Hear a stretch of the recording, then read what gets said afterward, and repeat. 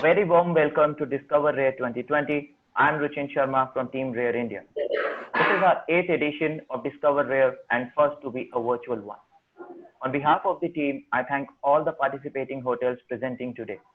The participating hotels and panelists joining us today are Mr. Daman Pradhan, CEO, Moksha Mustang, Nepal; Mr. Yasir Shaw, owner of Nadis Hotel Kashmir; Ms. Radhika Karyappa, property manager, Sinadurai Bungalows in Tamil Nadu and Karnataka; Mr. Moti Singh Rathore, owner, Manwar Desert Camp and Resort, Jodhpur; Mr. Ali Rashid, director, Januma Wilderness Lodges and Camps, Madhya Pradesh; Ms. Antara Fukan, executive director, marketing, Assam Bengal Navigation, operating in West Bengal and Assam; and Mr. Darshan Dudoria, owner and director, Barikoti, West Bengal.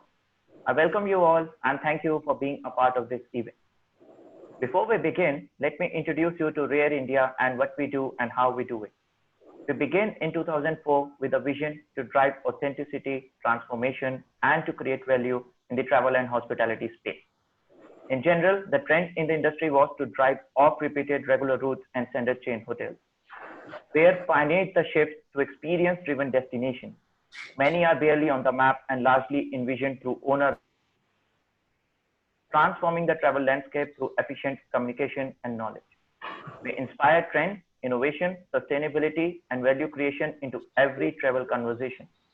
As Rare, we connect the world travelers through you, their travel specialists, with destinations integrated with visual stories, knowledge, and expert-led immersions. To talk about the idea behind Discover Rare, let me invite my colleague, Mr. Murli Sundaram, one of the senior most members of the Rare India team, and who has been part of the Rare family since the beginning. So I welcome Murli ji to take over from here.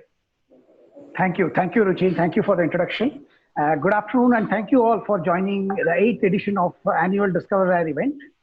Usually this is an offline event, and every year we look forward to organize it in New Delhi, Mumbai, Bangalore, Chennai, and Ahmedabad, as these are our main markets. As you all know, the year 2020 is a tough and shocking year, and it has made a event in a virtual platform. We organize Discover Rare and, with Chai and Samosa every year in New Delhi at IIC to introduce our new hotel partner under the Rare portfolio and provide the update about our community. It allows all the travel companies to know about the various new destinations and experiences that Rare promote in the subcontinent. With the spirit of staying travel positive and COVID negative, let's begin Discover Rare 2020. Ms. Shobha Mohan, the founder of Rare, for a brand perspective, she will introduce you to Rare. Over to Shobha Mohan, and thank you again. Thank you all for joining. Thank you, Murli. Thank you, Ruchin. As we are, welcome all of you. Thank you for tuning in. Thank you always for your support. Usually it is the IIC Delhi, but to see that we can actually bring the world together with the idea of Chai and Samosa, a friendly chat over Chai and Samosa is something very special to me. I'm actually quite overwhelmed. What have you been doing during these days of when we've all paused? The world of travel also has stood still. What we've been doing is we've been moving and shifting our brand identity to focus on what we really believe in. Are you all ready for the metamorphosis? Are we going to see a new world? Are we going to see a new initiative in travel? Is there going to be an innovation, something that we have been working for all these years? Is something which time will tell. So while we are battling various lockdowns and state-imposed or center-imposed quarantines, Rare has been busy, and it is with our partner hotels, a lot of our trade partners have been reaching out to what I call the metamorphosis. So we proceed to what is core to the Rare, the core philosophy of Rare. Sunil, the next slide, please. So we've been, Rare actually have been, like Ruchin said, we've been driving authenticity. We've also been benchmarking quality and assuring you of products that can that are suitable to your guests, that are providing experiences for your guests. But having endorsed luxury, having endorsed world-class service, there is another core that we have always looked at right from the time we started in 2004. And those are the typical rare attributes. So today, when we stand here as a collection of over 70 hotels, is tied together with a thread of what we call the rare touchstones. Let me begin by introducing you to all of them. There are about 9 touchstones now, and it is a growing attribute list, right? For now, and this touchstone was added just as the lockdown began, is the human touch. We believe that in the lockdown has proven beyond doubt that travel is indeed about the people.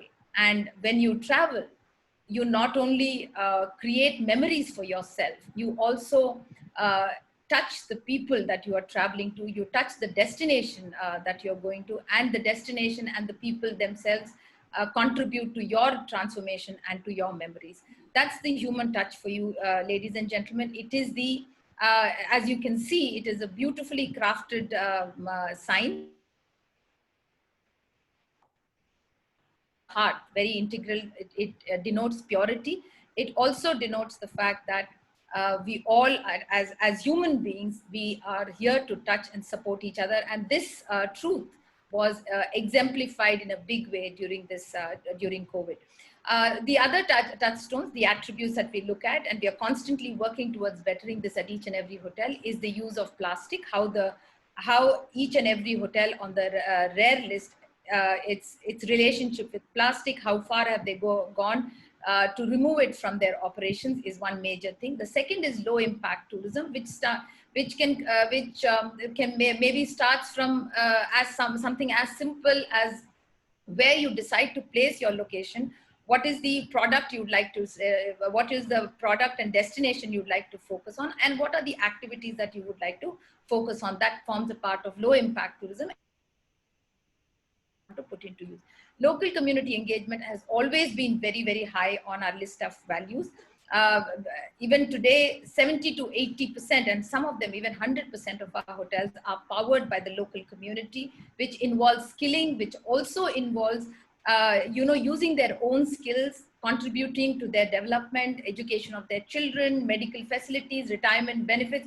All of this come under local community engagement. Also, buying and sourcing locally is another big part of the local community engagement. Another important part is heritage conservation, both as built heritage and also as intangible heritage, as textiles that are the textile traditions, craft traditions that will probably die if they did not come into the ambit of tourism experiences. What do they do with their garbage? It forms a big part of the attributes that the hotel should have. Conservation, especially in protected areas and wildlife reserve, this is again a very important part. Water conservation, you all know, water is a big issue. We constantly talk about the next war being over water. So how a hotel deals with what is its respect and relationship with water is again a major part of what we look at as attributes. Destination discovery, how we highlight a destination by foot, riding, hikes in the mountains. How would you like to discover the destination around you? In conversations, in cuisine engagements, these are some of the ways that we allow, with which we encourage you to, which our hoteliers encourage you to discover the destinations that they are in. Sunil, the next one, please. Yeah. So coming back to, when we are all standing at a phase where we are at the and the hotels that are opening up. A lot of hotels are opening primarily for their own state, travelers from their own state. And some of the hotels have taken the step to move their opening dates to October. A list of this will be shared with you as we give you the kit. Now, where the what is our attitude towards travel and hospitality, safety and hygiene post-COVID is exemplified by this slide. We call it we say it is travel positive because travel must go on, and it is COVID negative. COVID preparedness at Rare Hotels simply means some of the attributes which we already possess. For instance, social distancing at Rare Hotels is a very, very easy thing to do because we are all in large, one of the typical things about Rare Hotels is large spaces with a limited number of keys. So that takes care of social distancing. Green zone mapping is another thing that we've been following very closely. That all Indian travelers should have the Arogya Setu map, which is again a very important thing to gauge safety and COVID-free areas around the hotel. You have to remember that our hotels, it is our hoteliers' responsibility that everybody who is on the premises has to be healthy and COVID-free. For that, there are some things that will be taken. For instance, there are some regulations for the travelers themselves. There probably some of the hoteliers have imposed a declaration from them, like a COVID-free or a healthy health declaration from them. Contactless payment options, allowing you to book clusters so that you are far away from other people who are booked, allowing 24 hours before taking the next booking in the room, and following all the major protocols like SG Clean is a very popular one, and the WHO protocols are some that have been being followed. One very important thing I'd like to tell you about Rare Hotels, because a lot of them are owner managed and intensely promoted and looked after under the, by the host or the general manager or the owner. It's very, very simple to put out your challenges to them. So there is the protocol, there will be your, as a tour operator, travel consultant, you will have, can you can you make this slide big for people are not able to read? Thank you, Sunil. So there will be your protocols, there'll be our protocols, and finally, if the client has a challenge, that also can be addressed, so that we are addressing this in 3 stages. Finally, I'd like to, one of the most important things I wanted to tell you is, of course, the health monitoring of the staff on a regular basis.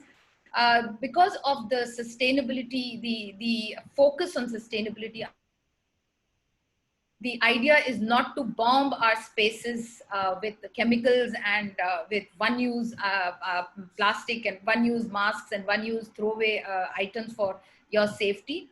The focus is to look for gentler options that are effective and efficient. So that is something that you will be seeing. There are a lot of ideas going around. A simple idea like alcohol for cleaning, hydrogen peroxide, also just steaming. I just heard from somebody that, steam is a great one to clean up. So you'll find a lot of those kind of ideas among our Rare Hotel. So quickly to tell you that, our list of hotels are bunched up as Rajasthan and Heritage. Sunil, the next one, please. Yeah. Rajasthan and Heritage. They are bunched as follows. There is our collection is set up as 4 groups. One is Heritage. As you can see, these are our hotels. This list is available on the website. Some of them at driving distances from Delhi now are open. There are some that are, gradually some of them are opening up. There are great reopening stories, which is on Facebook, and we are prolific there. You can take a look at that. The second collections is mountains and getaways. Again, timing when they are open. For instance, Rajbadi is open over weekends, but largely for the local population. So that those are things to be understood. The mountains, we practically cover Himachal, Kumaon, we have Ladakh is a great collection, and all getaways that allow you to get into these areas up in the mountains. We have Nepal as Tiger Mountain, Pokhara Lodge, and Moksha Mustang now, and also a property in Bhutan, and Sri Lanka is coming up, and we'll have a great collection for you to offer in the subcontinent. The next collection, of course, is wildlife and nature. We cover the entire central India, the Terai regions, and also some of the areas where you can head out to watch out for single species like snow leopard, leopards in Javai, etc. The final collection, of course, is the tropical retreats. Goa downwards. This is all our properties in the south, and some of them are presenting today, forming great experiences. Rare in totality has properties in near or in the major travel tourism areas, but as concepts, and that pertain to all our sustainability values. Putting them together, you can come up with some amazing experiences, but always highlighting the concepts of sustainability, that the attributes of sustainability I spoke about. I encourage you to start looking at rare hotels. Not only that they are luxury and experiential, you should now start looking at hotels about how they are, where they are placed. Issues like water conservation, garbage disposal, community impact, heritage conservation, all these attributes have to be looked into. Over to Shobana for the next bit of Chai and Samosa. Thank you very much. Thank you, Shobha. So good afternoon, everyone, and hello and big welcome to all of you. It's really we're really grateful that all of you can join in with us today.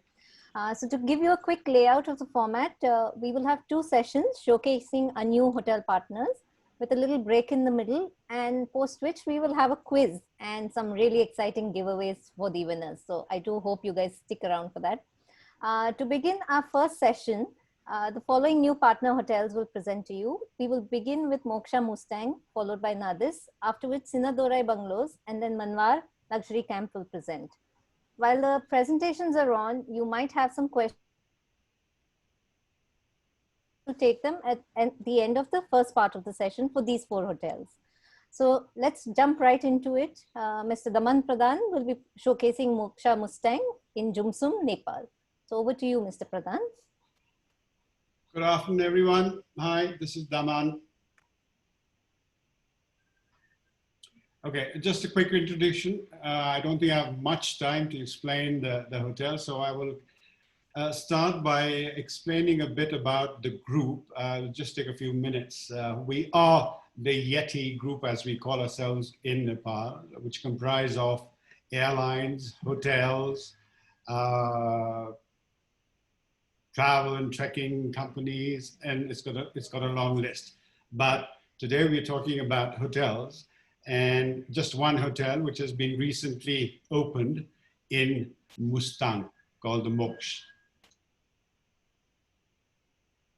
Mustang is what we used to call the Forbidden Kingdom, as you can see, till very recently.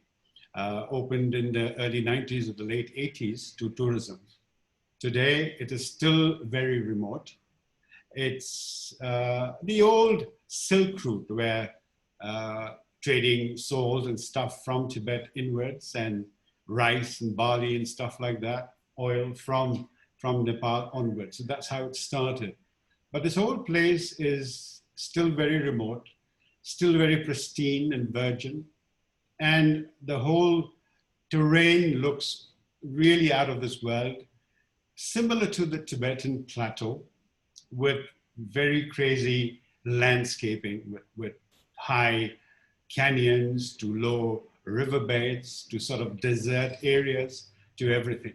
Now, Mustang, I think most of the Indian community have heard about the holy place, which is very, very, very important up there. But other than that, there are still very not well spread, but villages that go all the way from Jumsum, that's where we land. And you can take a plane from Pokhara, or you can drive from Pokhara, or if you don't mind spending a bit of money, you can take a helicopter and get there.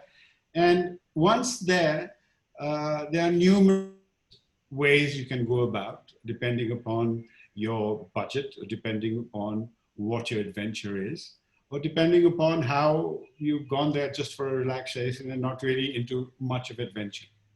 That in the picture you see is our Mustang Moksha mountain resort. Initially not called a mountain resort, but now just Moksha hotel. Has breathtaking views of the mountains in the south. We go beyond the Himalayan mountains to the Jumsum Valley. So you're going through flying through between the Annapurna Mountains and the Dhaulagiri mountain range. In a very small pass, you go beyond the mountains. And once you get to Jumsum, there are mountains all around you. Yeah, there you can see the small aircraft. Now, till recently was not solid top, but now is very nicely solid top. The Nilgiri mountain is at the background. And most of the roads going from one village to the other are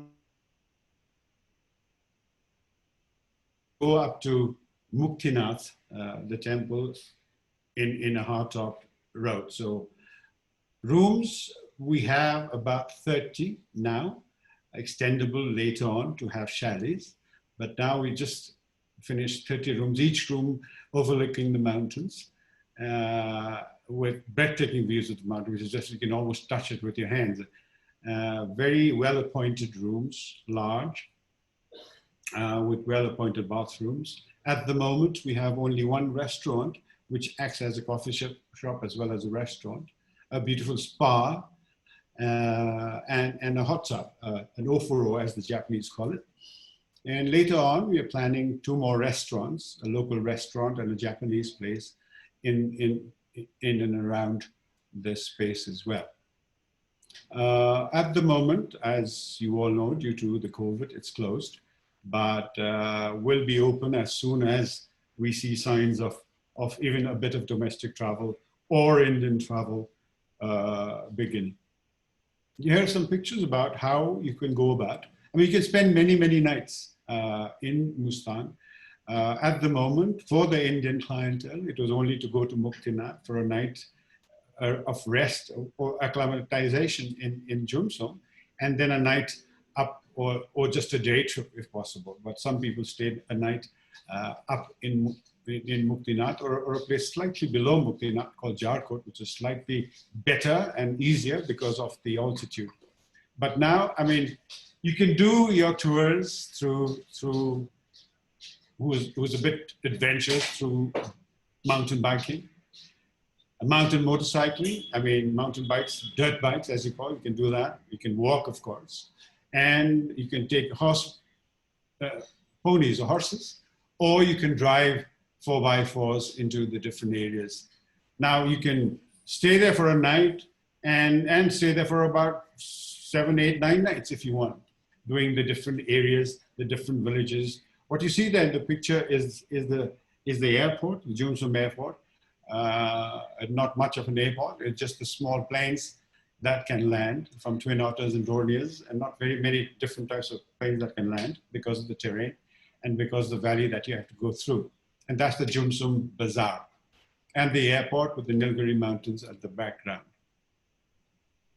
Next picture, please. Therefore, religious activities, for adventure, for just relaxation, leisure, there is something for everybody. I mean, for the youngsters, for adventure, there's lots of things to do. For the older people, wants a little bit of religion, bit of relaxation, that's there as well. So, I mean, there are many beautiful villages still untouched from Jumsum, an hour's walk away or an hour's drive away, you know.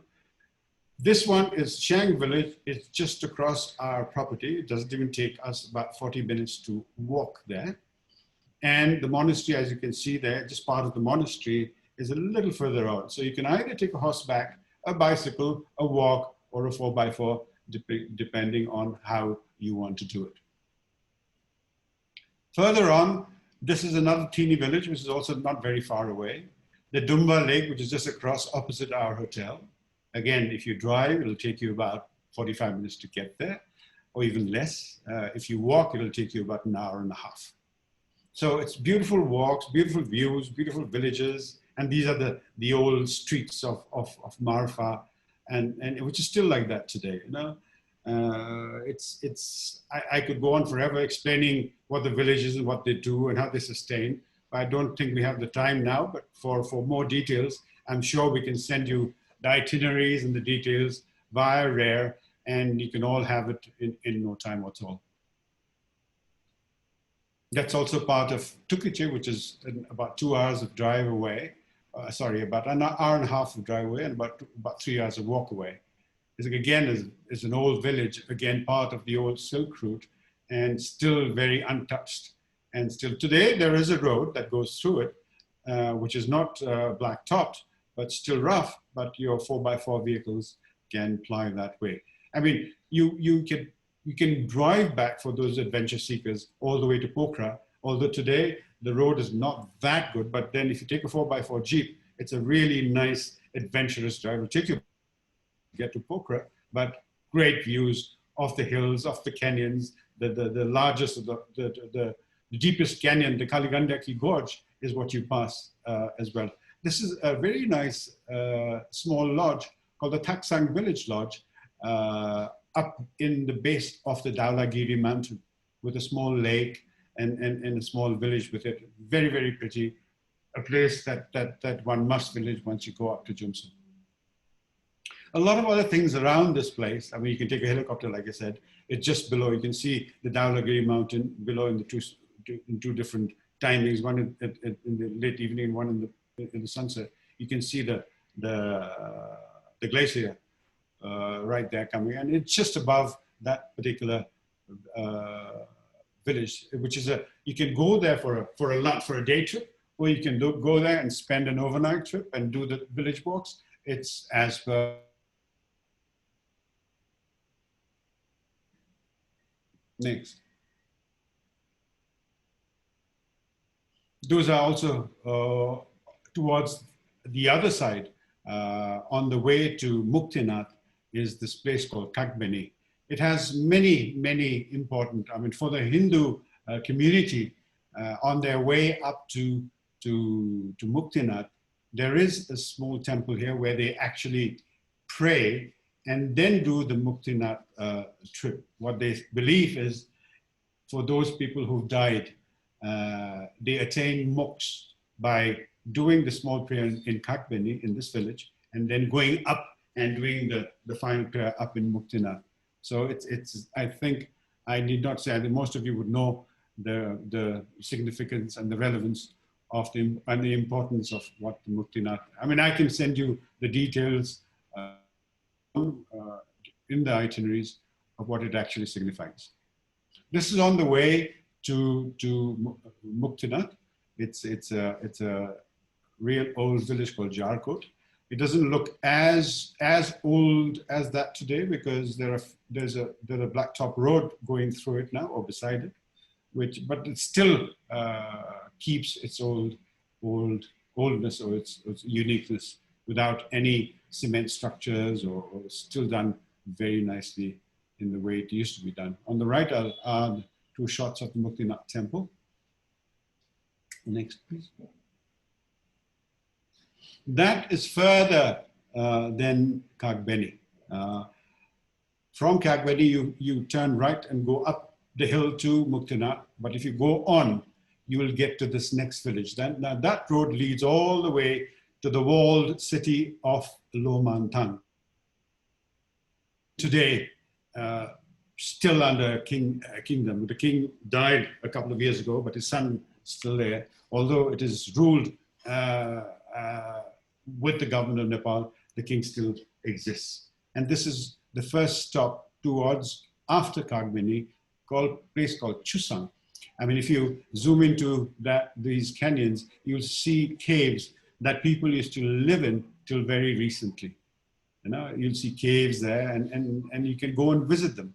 And further up, there are many, many small villages that you pass on the way to Gami. I mean, walking would be the best way, but then you need at least 4 or 5 days to get to Lomantang. But today, the most popular way to do is just take a 4x4 and stop in these small villages. This is another village called, on the way to Chusang, a small village, old village called Thangbe we pass, which is very, very nice. And the villages we pass is about 2 hours away. Then there's Samar, which is again very new. You can go to the next. And this is actually Dakma, where there's an old story about how a demon was killed by the goddess, the god then, and all their intestines and the inwards splashed across the mountains, and that is the color of the red and the orange there's a better picture, I think, next somewhere there with a better yes. And it's a very vivid colors of blood, of orange and the different shades. You can see that's Dakmar, near the village of Dakmar. Oh, another few hours away is Lomantang. But here we have where there's water, there's a lot of green. That pink flowers you see is buckwheat. I don't know what you call it in India, but buckwheat, where the Japanese make their soba, their noodles from.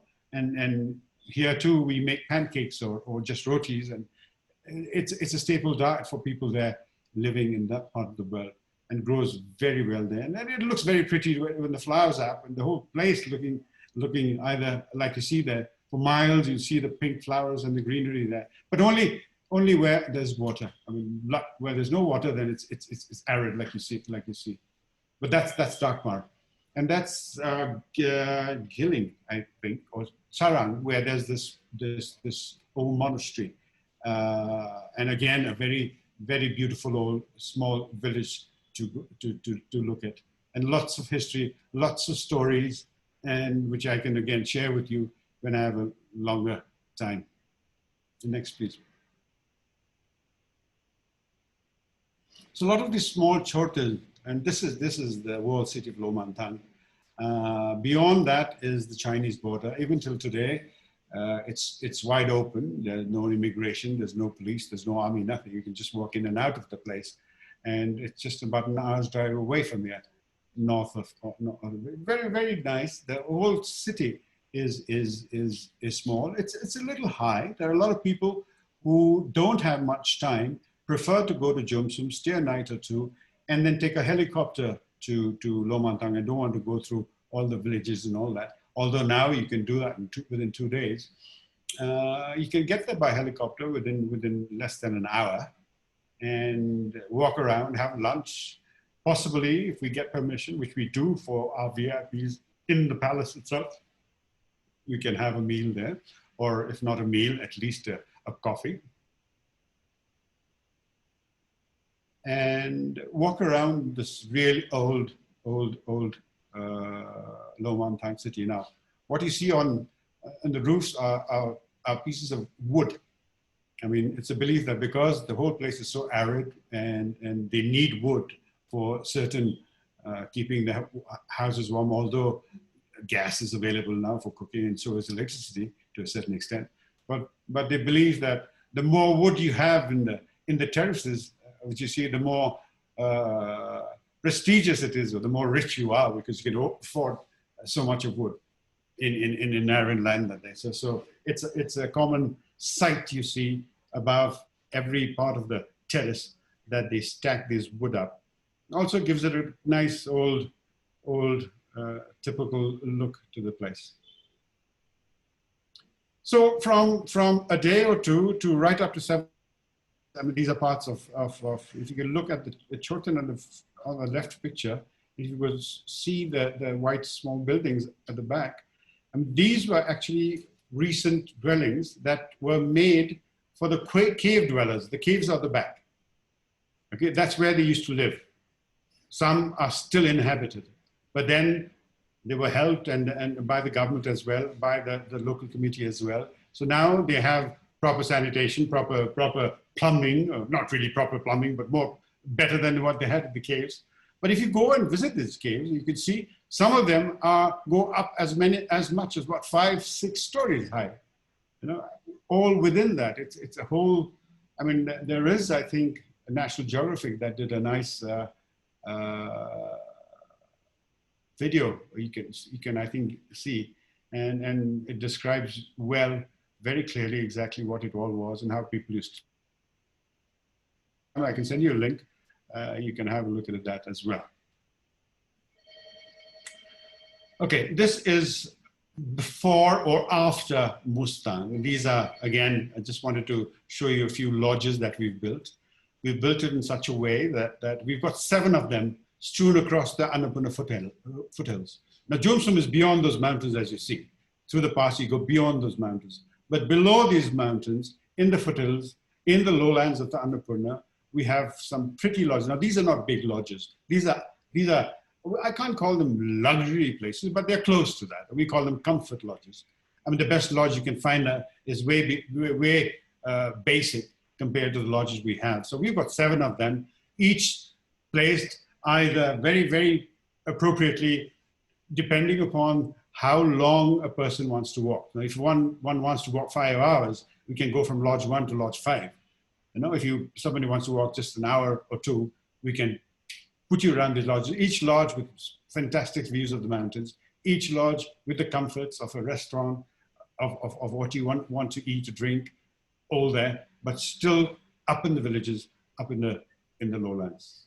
So you'll see a few pictures as you go next to the different views of the different lodges. The one on the left is what we call Gurung Lodge, up there. And the other one is slightly down the valley. It's called the Sanctuary Lodge. Like that, like I said, we have 7 lodges up there and another 7 lodges in the Everest region, which is another.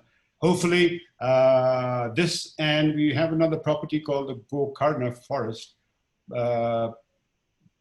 put in about almost 450 acres of forest and land with its own Glen Eagles golf course. That too, I think, if all go well, you will see that under the rare soon, I guess. Next, let's go to a few other pictures if there is.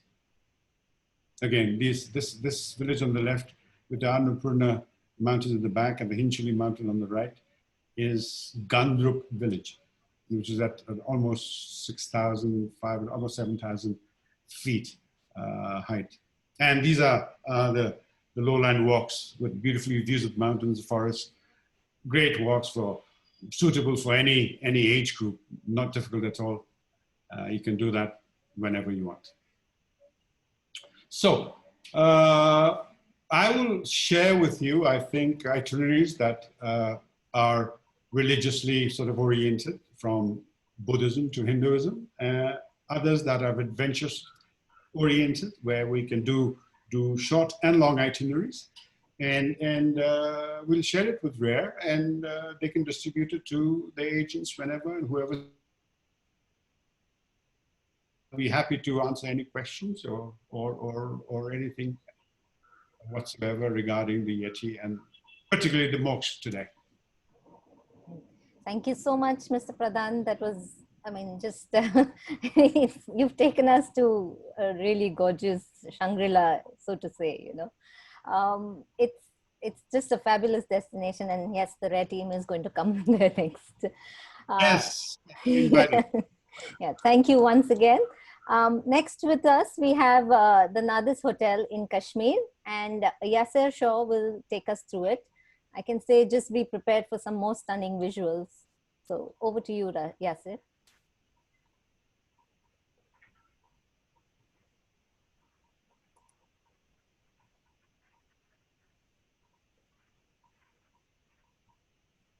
We can't hear you, Yasser. Are you?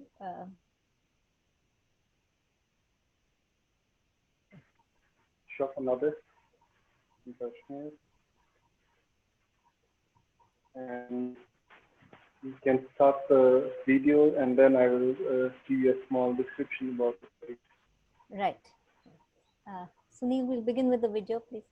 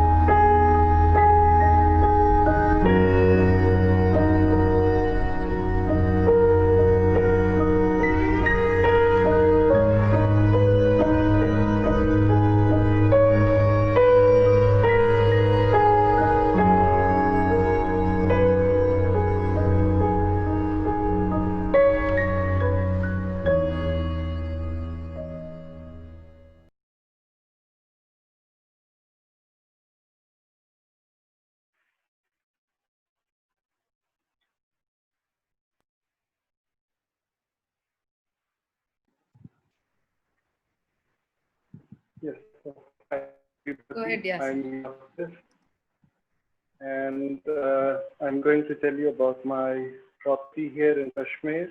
It's we are located on the outskirts of Srinagar. It's around 25 kilometers from the airport, and north is just opposite to Harvan Garden. So this area is very special because initially the garden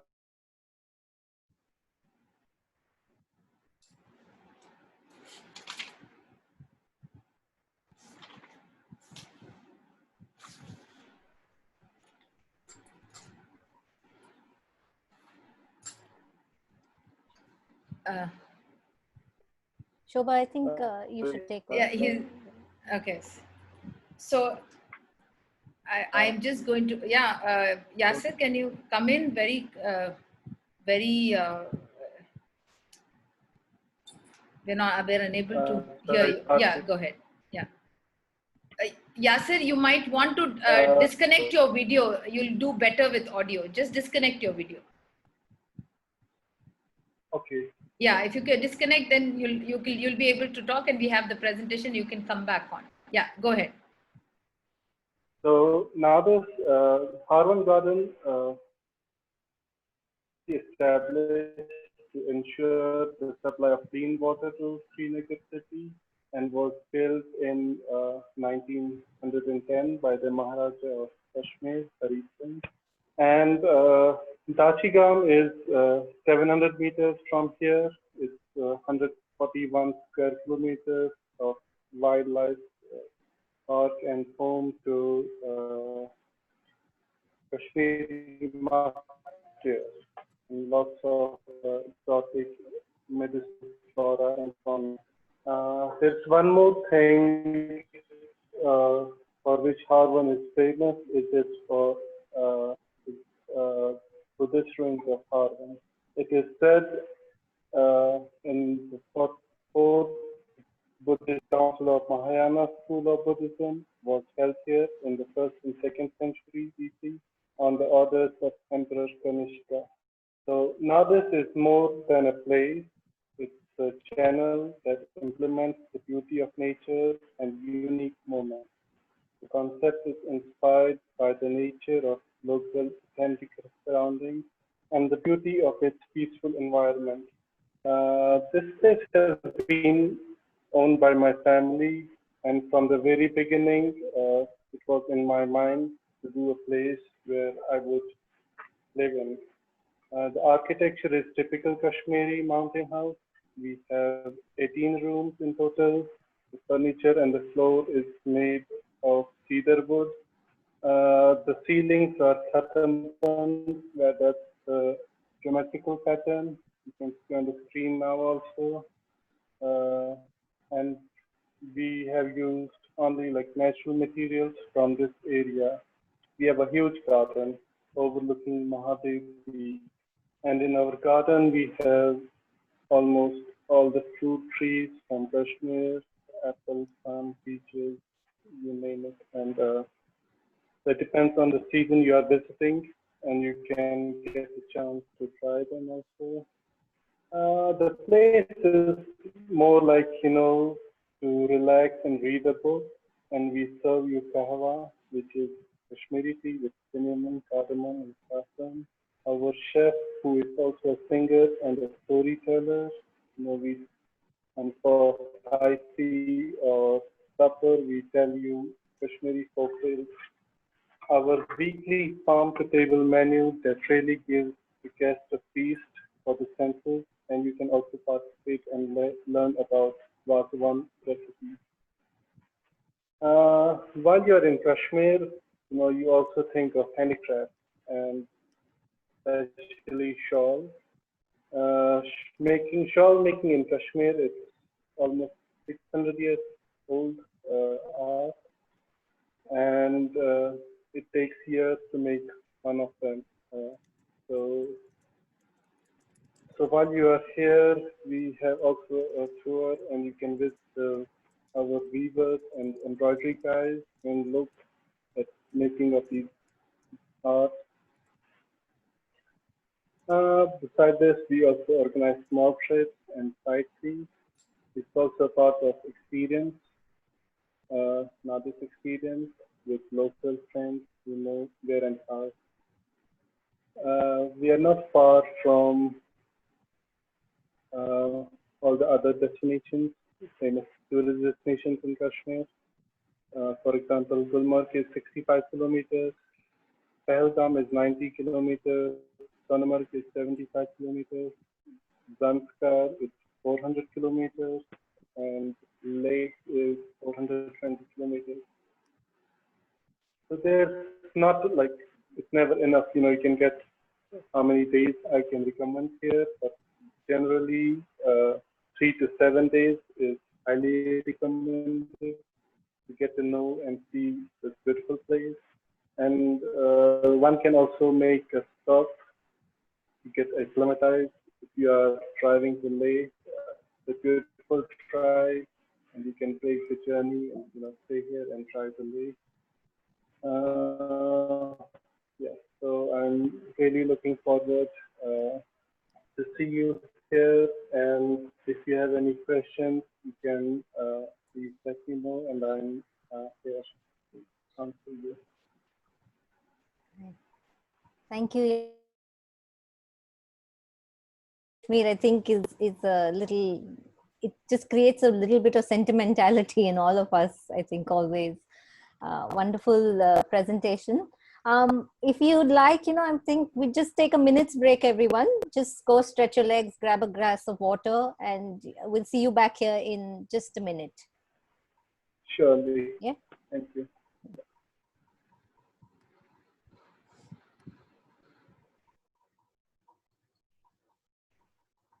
Should you put off him? Or...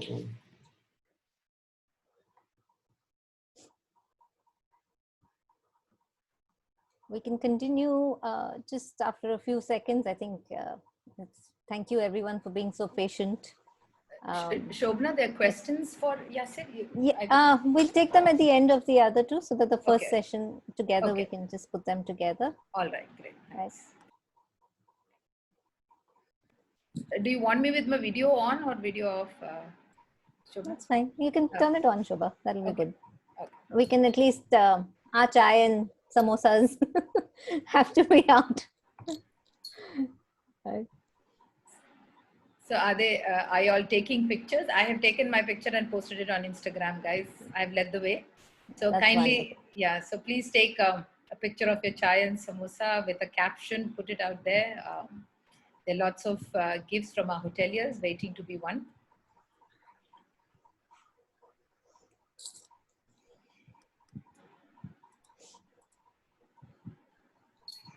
And please tag Rare India in that so that we can come to know about it. Yes. Yes, most important. All right.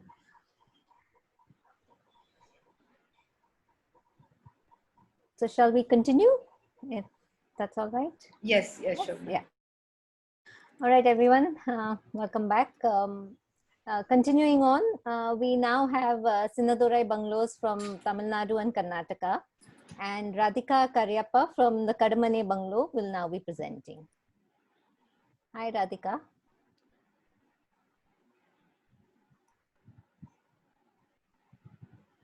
There you are. You're on mute, Radhika. I can't see Radhika. There, she's here. Okay. All right. Radhika, you're on mute.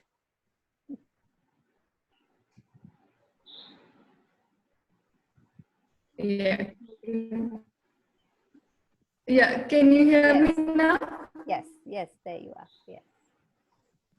All right. Can you hear me now? Yeah, we can. Oh, okay. Hi, good afternoon, everyone.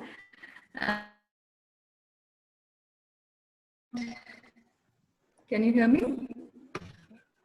Radhika, it might be easier if now written. It's smoother. To you brand of bungalows called the Sinadurai bungalows, which Radhika, are British colonial vintage. Sinadurai. I think there's a lag. There's a lag. Yeah. Yeah, there's a lag. Radhika? Sorry? Yeah, I think you could just turn off your video so that your bandwidth is freer, and because you're lagging, the sound is lagging. Can you hear me now? Yes, this is better. Yeah. Yeah.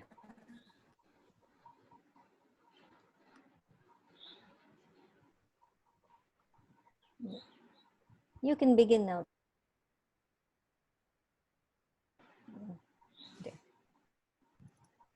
Oh dear. Apologies, everyone. The trials of technology.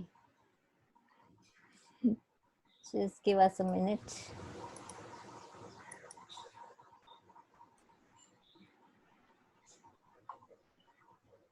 Can you hear us, Radhika? No, she's not. Yeah, I think.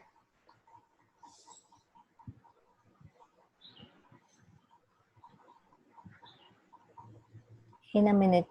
Sorry, everyone. Ask her to relog in. Yes. That'll be better. Yeah. Who's our plan B for Sinadare? You? Hey, no, not me.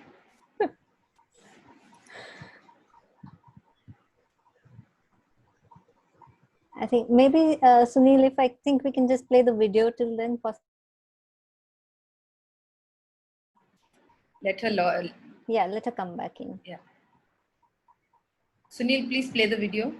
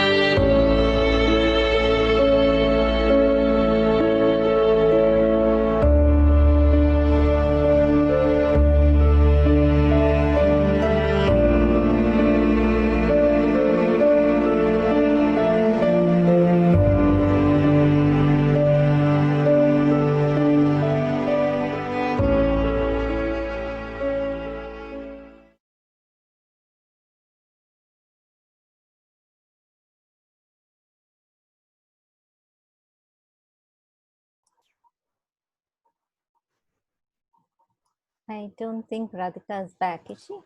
Okay, so that was the video of Sinadare bungalows. They are a collection of tea estates, 3 of them. One of them is the first one is mango orange, and like literally mango orange, right? Is mango orange in the Nilgiris. A private estate, it's a plantation in the Nilgiris, Wayanad district. In 18, are we looking at mango orange? Yeah. It opened in 1845. The initial attempts for coffee failed due to pest infestation, and the salvation came in the form of the gold rush in 1874. Whereas as many as 41 companies were floated in England to prospect for gold in this area, the boom was short-lived, and the focus shifted back to coffee and tea. the English and Scottish Joint Wholesale Society acquired tracts of land in the Padalur and Devala area and began planting tea as early as 1916. Today, at Mango Orange, the estate, the manager has under him 2,500 acres of tea and 2 factories, and this, where the staff will be delighted to show you. To tell you where this is, where the locational advantage is on the foothills of the Nilgiris. You will have to go past Metupalayam to the hills of Kunur and Ooty. Then you from there it takes you the bungalow is less than 2 hours away from Ooty, close to the town of Padalur. That is how the Mango Orange is located. The second property, wait, I'm actually, can you beat this? I'm actually reading it out of my. The second property is Valpare. I think Radhika's back. Radhika's back. Radhika, are you there? I can't hear her. Anyway, this is Valpare in the Annamalai Hills. Locationally, if you see it, it is actually you actually go from Pollachi, which is about, it takes about 2.5 hours from Coimbatore, and of course the drive is breathtaking. The estate itself is, let me tell you about the estate. The estate itself is about 555 acres under organic tea and 1,012 acres under conventional tea. The estate has a hospital and 2 factories that can be visited while you are there. Situated in the Annamalai Hills, the mountain range in the Western Ghats spans Tamil Nadu and Kerala states of South India. The name Annamalai derives from the Tamil Malayalam word Anamalai, so not Annamalai, Anamalai meaning elephant, and Malay means it is the hills. So this is the Valpare is in the Annamalai Hills. The property, the bungalow is was built in 1940. And the cottages in the vicinity stand amidst acres of organic tea fields and overlooking the village of Rotikadai. Literally, the location, interestingly, was the first bakery in the district. Lot of things to do here. You can plan picnics. You can take the tea trail, as like in all tea estate. Lot of birding opportunities for you. Of course, wildlife is rampant, and that's fantastic. And the experience of actually staying in a tea estate. So the third property on the Sinadarai collection is Kadamane, which is in Karnataka. The getaway, I mean, the way you get there is, of course, you can take a ride from Bangalore. It's about 5 hours drive in the towards the west, towards the port city of Mangalore. You actually, it's about 250 kilometers from Bangalore, right? Kadu means forest. Yes, lovely. And thank you for that. That is why it is Kadumane. The estate owners of the Kadamane estate. Sunil, if you can show me a picture of the estate, it's lovely there. The property was then sold to the Earl of Warwick and was intended to be used for his hunting grounds. The bungalow itself is literally like a house in the forest, which is guarded, and was opened as a tea plantation in the late 1920s. It's a 9-bedroom bungalow built in 1930 as a twin house for the Sinadurais. Sinadurais are literally, Durais are, what do they call it? In Tamil, Dora is like an Englishman. So Sinadurais are basically the people who were working. They were called Durais, and Sinadurai is like a smaller version. I mean, that's what I can tell you. What you can do here, of course, tea trails. All of them being tea. Rains are fantastic in this area, and of course, with miles of tea around you, great to be sitting outside reading a book. Taking long walks and breathing in as much oxygen as you can. So that is from Sinadurai. I'm sorry I had to take over from Radhika. Radhika, anything that you can add? I think I have given the hardware, but the soft touches, the experiences, as you can see, beautiful bungalows for you with verandas, sit outs and things, a typical plantation retreat. Go ahead. Radhika, are you there if you want to? Yes, so beautiful, drivable distances, 5 from Bangalore, they're all at driving distances from a lot of places. Coimbatore is close by, Bangalore is close by, and of course the opportunity to be in plantation retreat. So I think that's about it. Can you? Thank you, Isaac. Yes, the Valpare. I've been to Valpare, and yes, the Valpare is absolutely beautiful surroundings. Yeah. Shobna has lost connectivity, so we'll request Yeah, Sejal go ahead. to take Yeah. over. Sejal, could you please take over? Thank you. I also suggest if we can run the videos of the other two properties, so that of do we Valpare. have time? Do we have time? Yes, Okay, yes, go we ahead. have. We can Please run through the other two photographs of, The first one was mango orange, right? The first one was the It's Karnataka mango one. range. Mango orange, yeah. Yeah. We have to show the video of mango range and Valpara now. Okay. So Sunilji, if you can play the Valpara video for us. Oh, it's mango orange. I always thought it was mango orange. So sorry.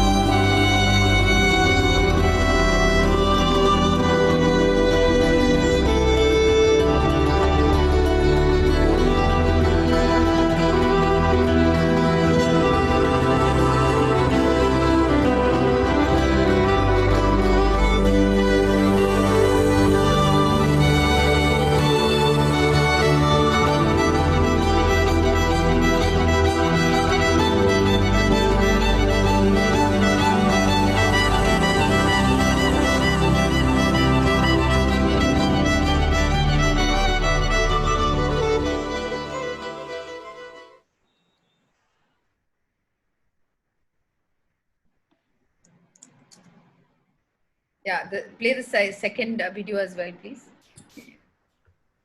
The third video. There you are, Radhika. Yeah, I can. Sorry, the internet got disconnected. No problem. Thank God for the videos.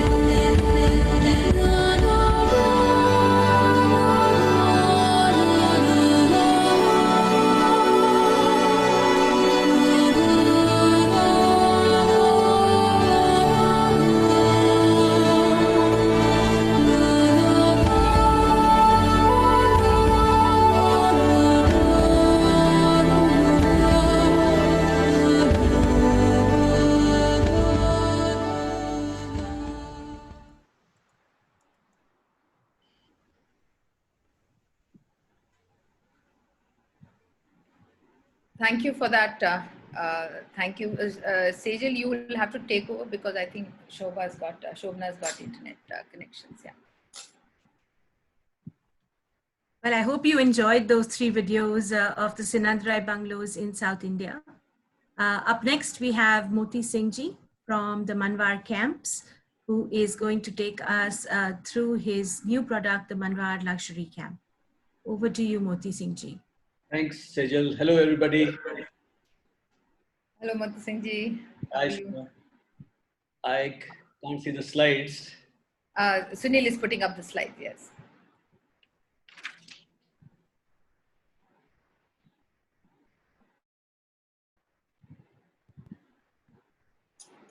Yeah, so that's the Manwar luxury camp. Manwar meaning desert hospitality. This is the small camp which I started about almost the luxury part I started about 3-4 years back. And this year we became a part of Rare. These are actually just 10 tents. And we operate only for 6 months every year. That is from October to March. And the photograph which you see are the tents and that's the dining space. We are ideally located. I mean, if you look, this tented camp is 2 hours from Jodhpur. So that's about 110 kilometers. We are about 2.5 hours from Jaisalmer and about 3 hours from Bikaner, which kind of link you to Delhi. Now flights coming into Bikaner and Jaisalmer. Jaisalmer now has a flight from Ahmedabad. So, I mean, to reach from these cities, it's very convenient, and you're actually in the middle of nowhere. It's the middle of the Thar Desert. It's a very interesting geographical location. When I started this, when we first started the resort, then we started the main camp, and then we moved to this exclusive segment, basically for the the individual traveler, somebody who wanted more space. The camp is actually located in almost 100 acres of desert, 100 acres of desert land, beautiful desert landscape. Why it's geographically interesting is that just 3 or 4, I mean, if you see there's some little bit of farming happening here where people complete, there's a huge, big expanse of shrub desert. So 10 tents, can we go to the next slide? And yeah, the next one. So that's Manwar. Yeah, so 10 tents. Look, I'm there most of the time. I have a general manager there. We have about 20 boys who look after the guests here. If you go to the next slide, then so each tent actually is a unit of its own. You know, there are 2 verandas, one in the front, one in the back. The front veranda is covered, the back is open to the sky, and gives you a lot of space. Actually, there's you can just be, I mean, at this time, at this COVID times, this is a great place to come. You actually don't see people for almost miles here, and 100 acres is the Manwar camp land. Besides, the villages out here leave a lot of empty land for which is called the temple land. So almost about half a kilometer from here, we have 3,000 acres of land which is just left by the village as a temple land. Great area to go for your walks, go for your sunset camel rides, sunrise camel rides. A lot of things which you can do. And if you see the next slide, the tent is these every year we start pitching them by August. It takes about a month and a half, 2 months to put up these tents, and very self-sufficient. You know, they are that if you look at the interior of the tent, it's a proper bedroom with proper air conditioning. They are heated. They're large tents with now they have mini bars inside. You don't need to actually come out of the tent. You've got every tea, coffee. The bar is here.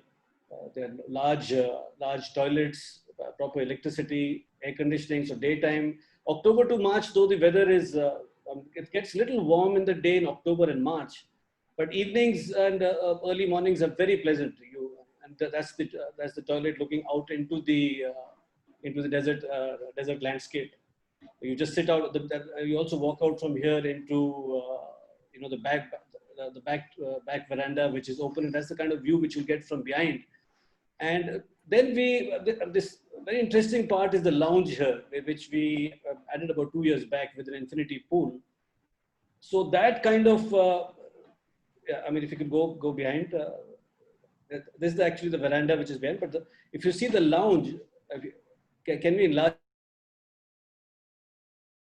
the lounge and the infinity pool with a lot of sitting space around?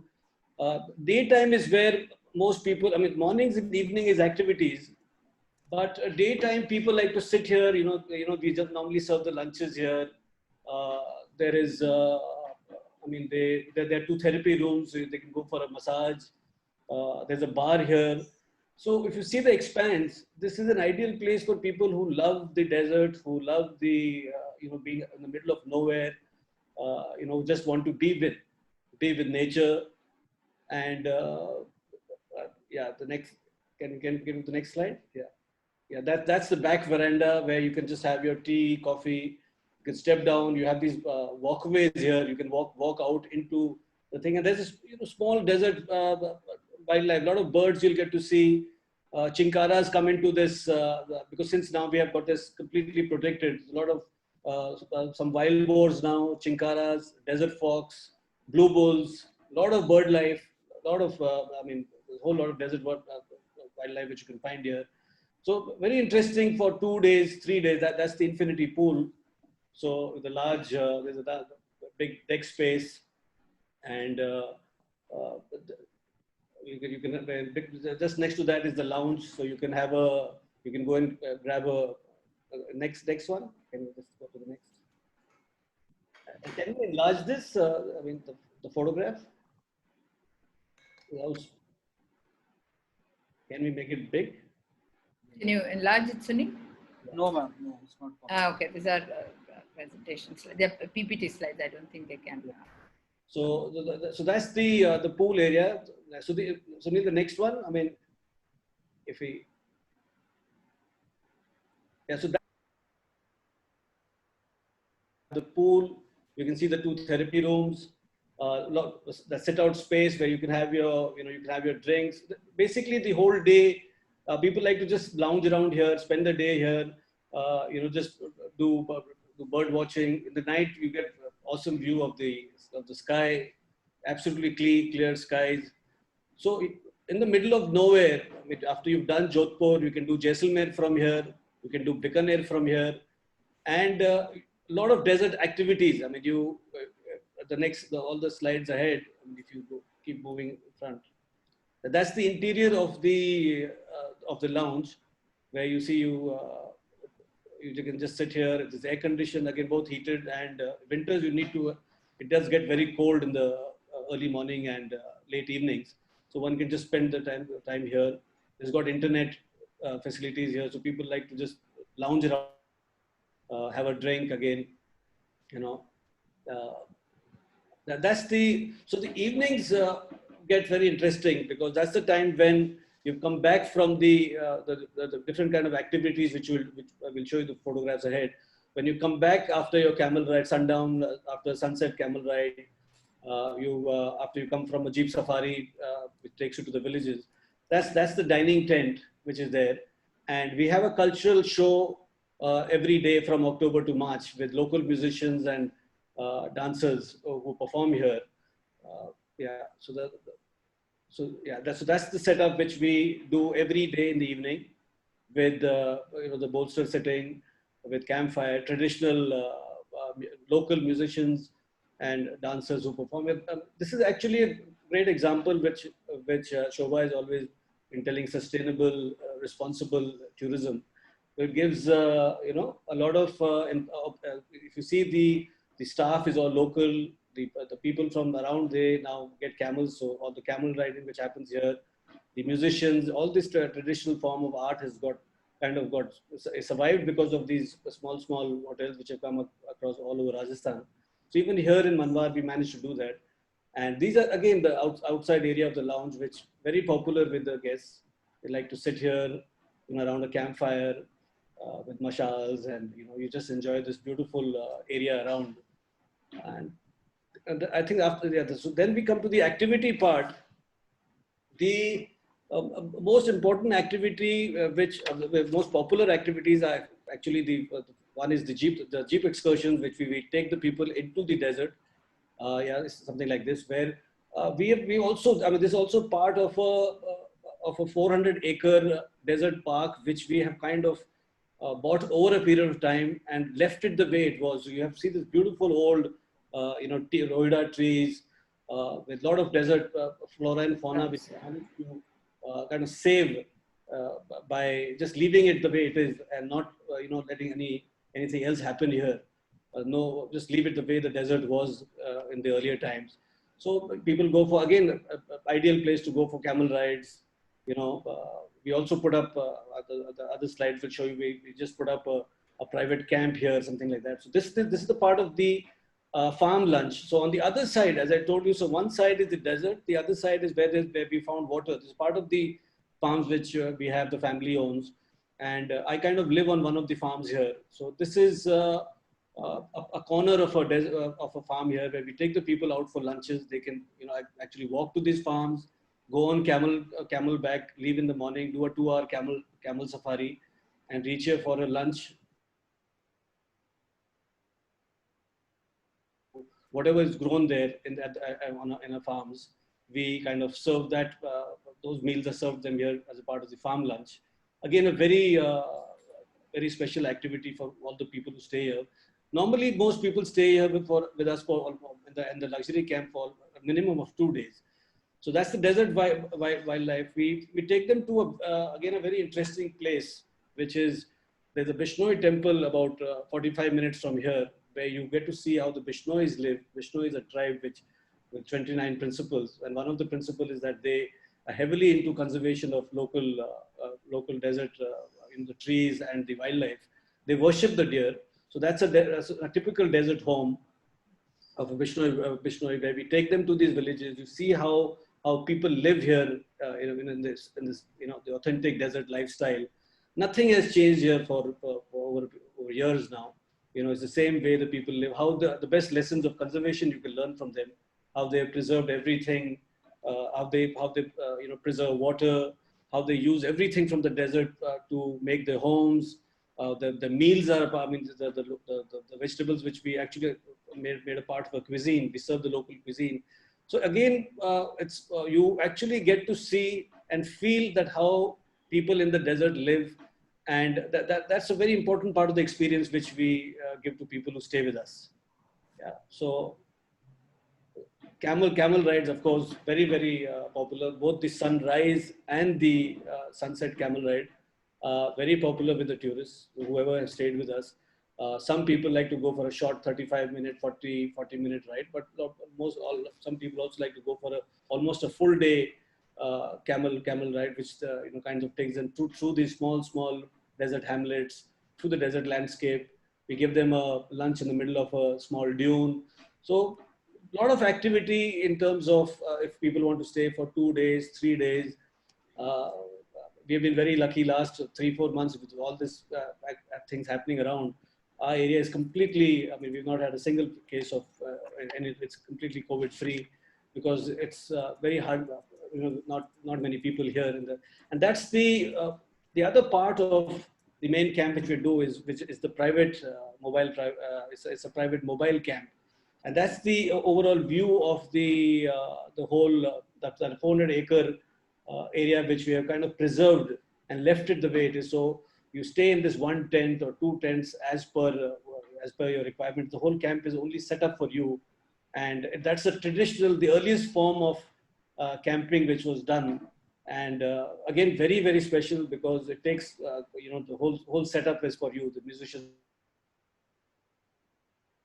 8 to 10 people who look after if you're staying here for a day or two. The entire staff kind of moves in here. So it's more like a mobile camp, which we we put up in this area. Yeah. So that's the, I mean, the two camels, one vehicle which is there with you, and you can put up one tent, two tent, as completely as per it's customized, and it can be put for 1 night, 2 nights, and then the whole unit then moves. So that this again a very interesting part of the Manwar experience which we do. Besides the luxury camp, which is more of a permanent camp, this is very customized. Yeah. And that's a small thing right up on, I think they've done, from the local area, and that's the we have nice patch of small clean dunes around Manwar, unlike the other places. Find places like this which are very crowded, too many people. So very boutique, very small, and this segment of luxury camp which I decided to do was for people who wanted privacy, wanted lesser people, more exclusive. That's what the whole Manwar luxury camp is about. Thank you.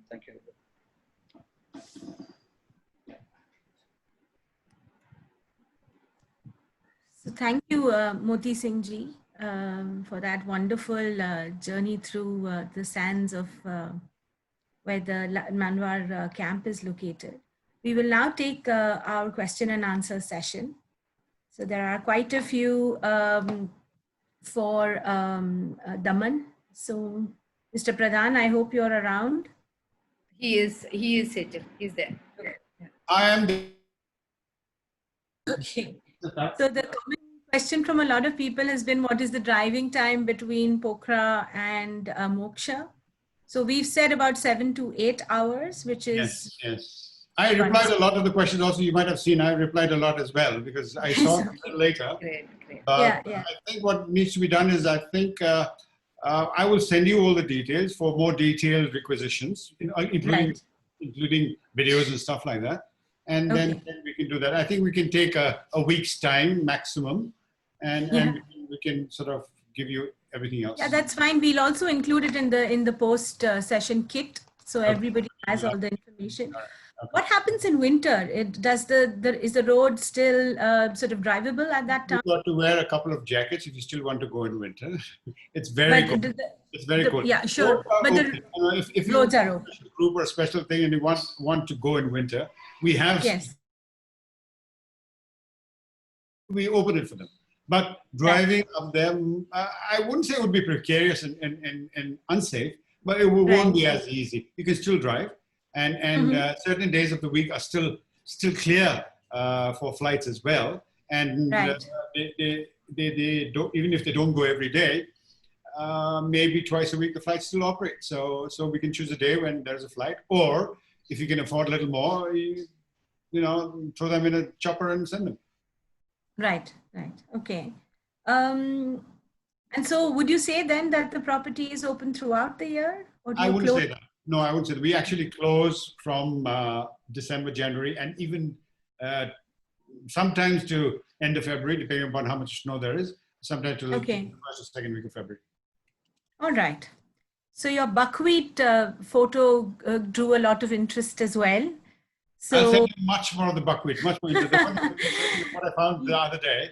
Right. Miles and miles of the pink flowers. It's very pretty, very pretty. Yes, it did look very, very pretty. So I'm assuming it's seasonal, sort of springtime. Yes, I don't know exactly when. I think September is when they harvest it. Right. September, October. Right. And it's only a single crop per year. Some people, I think, try and do it for 2, but it's not a major success. Right. Okay. I think those were the questions for you. I think Sinadurai, everybody was really happy to see the videos. We have not had any questions, and those that we've had, we've answered. There was one for Manwar luxury camp. Wait. If Radhika is there are a couple of things I would like to ask Sejal. Yes, go ahead. Radhika, are you there? Yeah, Shobha, I'm here, Shobha. I can answer. So one of the questions is, what is the meaning of Sinadore? I interpret it, I always thought Dore was a plantation manager, and Sinadore was the assistant manager who looks after That's the right. lodge. Okay, That's so right. This name came from British, where the British were called Dores. Dores, yeah, correct. So Yeah, that is so one question. Peria is big Dore, Sinadore is small Dore, small manager. The small manager, yeah. So Sinadore, the small manager is who looks after the plantation. That is one of the questions. The other question, Meenu, of course, is if you can quickly, now that you're very clear. So we have the mango range. Just to clarify, right? We have the three properties. If you can just quickly go through them and their distances from the closest and their distances from, like, say, Coimbatore and Bangalore, for instance. So Mango Range is about 5 hours away from Coimbatore. The closest airport is Mysore, actually. Okay. It's Calicut. Fantastic. It's about 100 kilometers. Okay. Yeah. So Valparai, of course, the closest airport is Coimbatore. Okay, it's fine. again Yeah, 100 kilometers away. Yes. Valparai is quite close. So yeah, but you have to drive beyond Metupalayam, Kunur, and Uti, right? To go to Mango Range, yes. Yes, yeah. Yes. Yeah. And then the Kadamane? Kadamane, the closest airport actually is Mangalore. Okay, all right. And about 5 hours drive from Bangalore, right? That's right. Yeah. Fantastic. Okay. One other question. Can you give us? There was another question that said, how many rooms in Mango Range? These are the points. Mango Range is just 3 rooms. Just 3 rooms. Okay. Kadamane is 8 rooms. 8 rooms. Valparai is 6 rooms. Okay, great. So that's that for those listening in. That's your this one, and now the connectivity is very easy, especially for people Bangalore, Mysore, and Coimbatore. These are great drivable destinations. Thank you, Meenu. Anything else? We have a question for Moti Singhji. Yes. This is a question from a certain Mr. Vivek Angra, who I think you might know. He asks about the water conservation and how do you get water for the infinity pool, and also what conservation measures around water do you take at the camp? We got a borewell out there, and that small borewell kind of has taken care of our camp, almost all our water needs, because the water is actually, for the pool you need to fill it up once a year. So we fill it up in October, and it's not a very large pool. It's a small pool. So once you fill the pool up, then your requirement of water per every day is not that much, except for the evaporation losses which are there. It kind of we filter it it has to be filtered every day. So the pool does not take that much water if you see in terms of if you look at the 6 months period which we use the water for. And after once we flush the water out we use it for we've grown a lot of shrub there. So that shrub we use it for a thatch, and there's a shrub called munja which we grow with we water from this for the pool water. That is used for a thatch. And the other water which is there, is basically used in the toilets. That water is again recycled in terms that the water which is used for bathing purpose and for washing hands and all that, that kind of goes into the trees and bushes behind once we've gone through the cycle.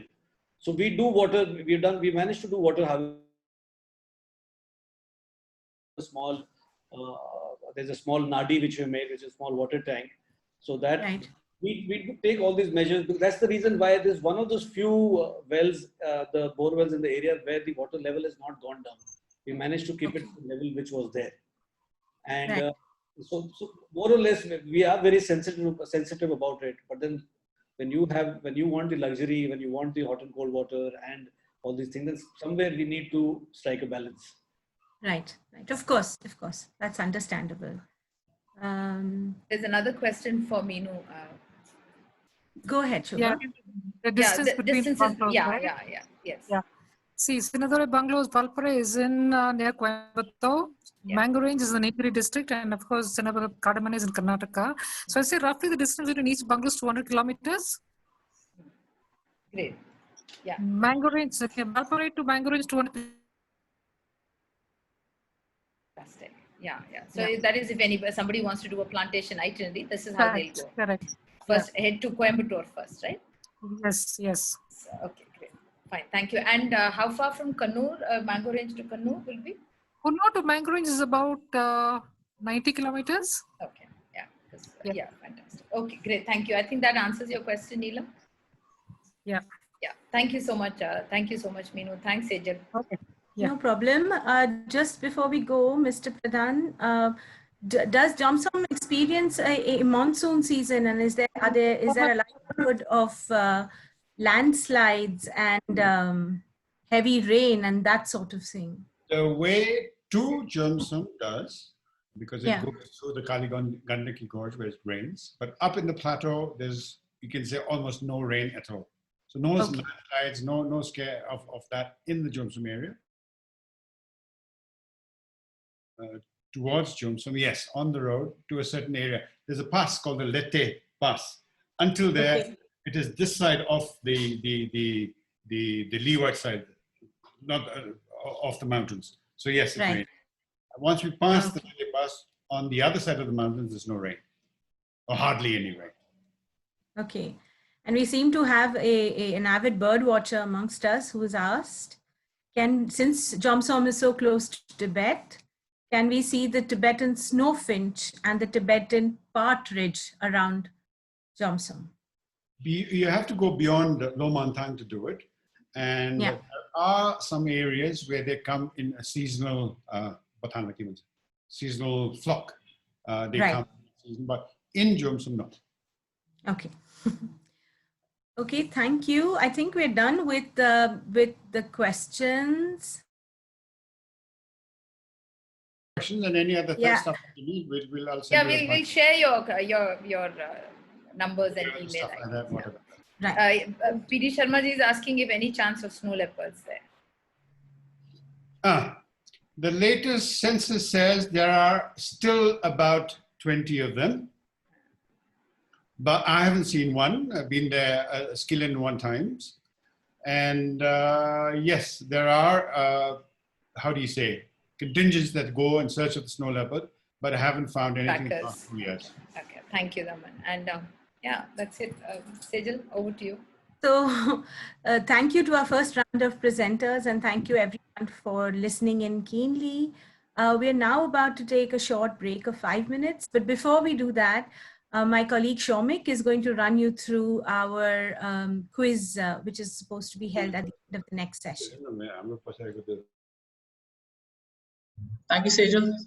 Good afternoon, everybody. That was some lovely presentations from all our Rare partner hotels. We're going to be having a short quiz at the end of the Discover Rare session. And just to give you a brief on the guidelines, I just want to take you through them once. So these are going to be 20 multiple choice questions, and each question is going to be 12 seconds. Do ensure that, because this is in the system of a poll, so you have to click on the answer and click on submit. You have 12 seconds, and this is fastest fingers first. For each question, you get 1 point, and there's no such negative marking. And the winners will be announced via social media platforms on Facebook as well as Instagram. So just to give everyone just a short example, we've got 3 questions that we're going to run. So it's going to be coming in the form of a poll. So just get ready with your... All right. So 12 seconds per questions, remember that. Indulge in a halwai breakfast at...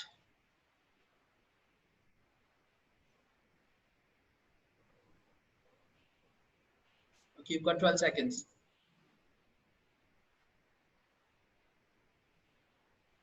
That's a lot of people answering. Time's almost up. And end. All right, let's start the second question.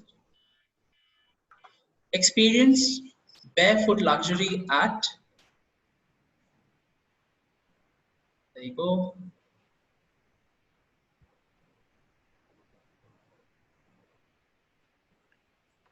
Just 2 more seconds. It's up. So as you can see, the question completely disappears soon after 12 seconds. So you have to be really, really quick. And here's the third test question right now. Stay in a treehouse at this rare hotel.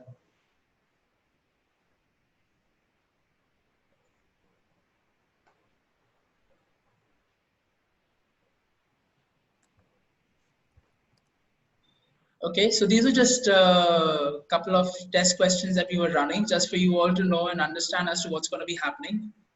So like Sejal mentioned, let's take a 5-minute break. Everyone can stretch their legs, get a cup of tea and some snacks. Post it on your social media, Stacking Rare India, Facebook as well as Instagram. And try being as creative as possible because we're running a media campaign and we'll be giving out some giveaways at the end to the best 5 creatives. Take care. See you soon.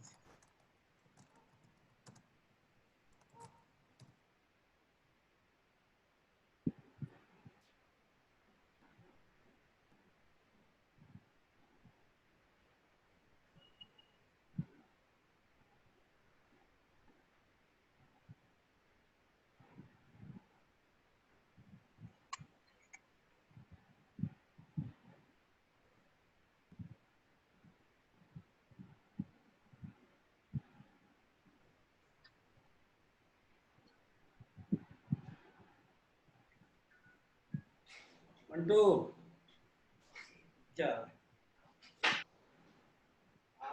Photo है वो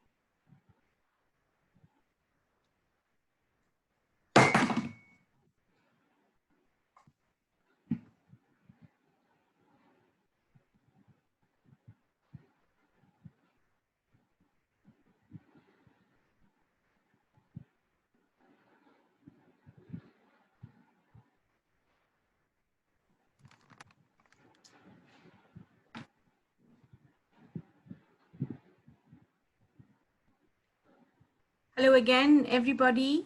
We are about to get underway with the second half of our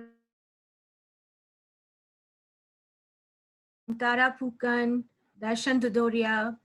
Please, would you turn on your cameras and let us know that you're with us?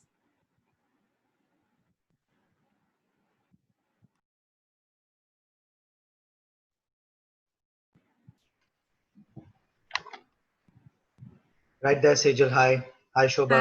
Hi. Hi, Darshan. Good to see you. Likewise. Hi, Hi, Sejal. Ali. Hi, Hi, Hello, Shobha. hello. Hi, Ali, Shobha. hi. Hi, Ali. Hi, everyone. So for Tara most is of us, Jahanuma doesn't need any introduction per se. But for those of you who don't know Ali and his family own the Jahanuma Wilderness Properties in central India. And today he's going to talk to us about the new Boris Sanctuary Lodge. Over to you, Ali.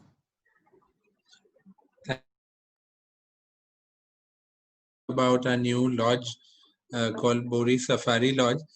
Just to also, and first of all, of course, good afternoon to everyone. And if someone's joining in from Europe and other places, good day and good morning. Just to talk about the Jahanuma Wilderness brand, firstly, 10 years ago, we started a wildlife lodge in Satpura, which is called Rainy Pani Jungle Lodge. And Jahanuma itself, Jahanuma Palace has been with our family since 1983. We started that as a hotel. And now under this brand, we've got totally 4, latest of which I'm going to talk about today, which is the Boris Safari Lodge. Since we have started a new wildlife lodge, we've actually rebranded from Rainy Pani to Jahanuma Wilderness, and this will be the we sort of operate our wilderness lodges and camps under. We can go to the next slide, please. So this is the location right in the middle of India. I will show you a larger map a little later, but the Bori Sanctuary is a contiguous stretch of forest. It comes under the Satpura Tiger Reserve itself. Satpura Tiger Reserve is the largest reserve in Madhya Pradesh, and just right side of the pointer you can see the Pachmari there.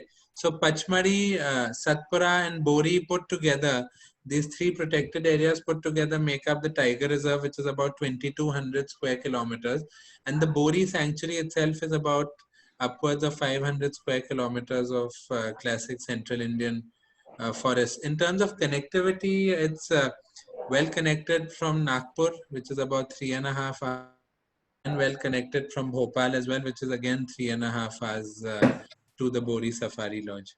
Next, please. So just to talk about the general landscape at first, the reserve that I just spoke about, Satpura Tiger Reserve, has a diverse, landscape. It has mountains. On the east side, you've got the Pachmari Sanctuary. The Satpura itself gets its name because of the mountain range, which means 7 ranges, Sat in Hindi meaning 7. And of course, you've got great forests, you've got great river systems, and a lot of meadows also, which we might, I don't think I have a photo of the meadows here, but a lot of meadows that have been recreated because of the voluntary relocation program of villages. So as a result, the landscape provides us with a lot of opportunity to explore in many different ways. And some of you who have visited us, from the audience, might know that Satpura is all about a tourism which is beyond tigers, tourism where you can explore the park on foot, on, on canoe using the river, on boat, and various other forms of exploration. Can we move to the next slide? So here you have a bit of a flavor of what we can do in this landscape. Jeep safaris, of course, are the common way of exploring in most wildlife parks. But here we can walk in the reserve as well. You can do canoeing. The river is expensive, and you can do canoeing on the river. And interestingly, some of these canoe guides were previously fishermen who were illegally fishing the river. for their livelihood, but it was not legally, it was not allowed here. So the forest department sort of transformed these villagers from being fishermen to actually canoe guides, which has turned out to be a great non-motorized way of exploring very, very low footprint activity. And as you can see, the camping that we do, the Satpura and the Canvas program. So all these, different ways of exploring made Satpura quite a rich park. And then, going on to Bori, where now there's an emerging population of, wildlife, especially tigers. Next slide.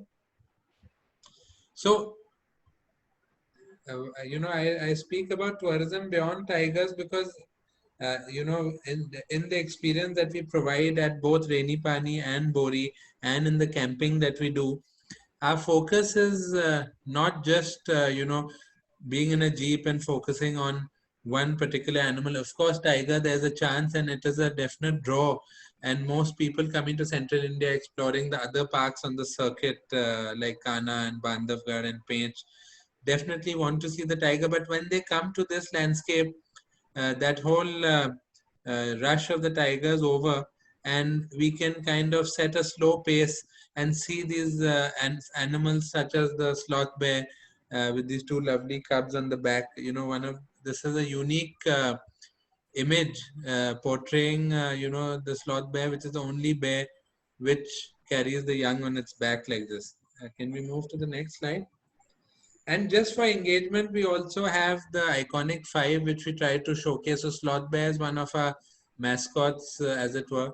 And, the wild dog, the gore, the giant squirrel, which is uniquely found in Satpura and Bori and Pachmadi landscape in central India, and the leopard. So these 5 mammals are something that we try to showcase, the guests who come and stay with us. Next slide. And of course, the bird life is great. As you saw, there's river systems here. There's also farmland.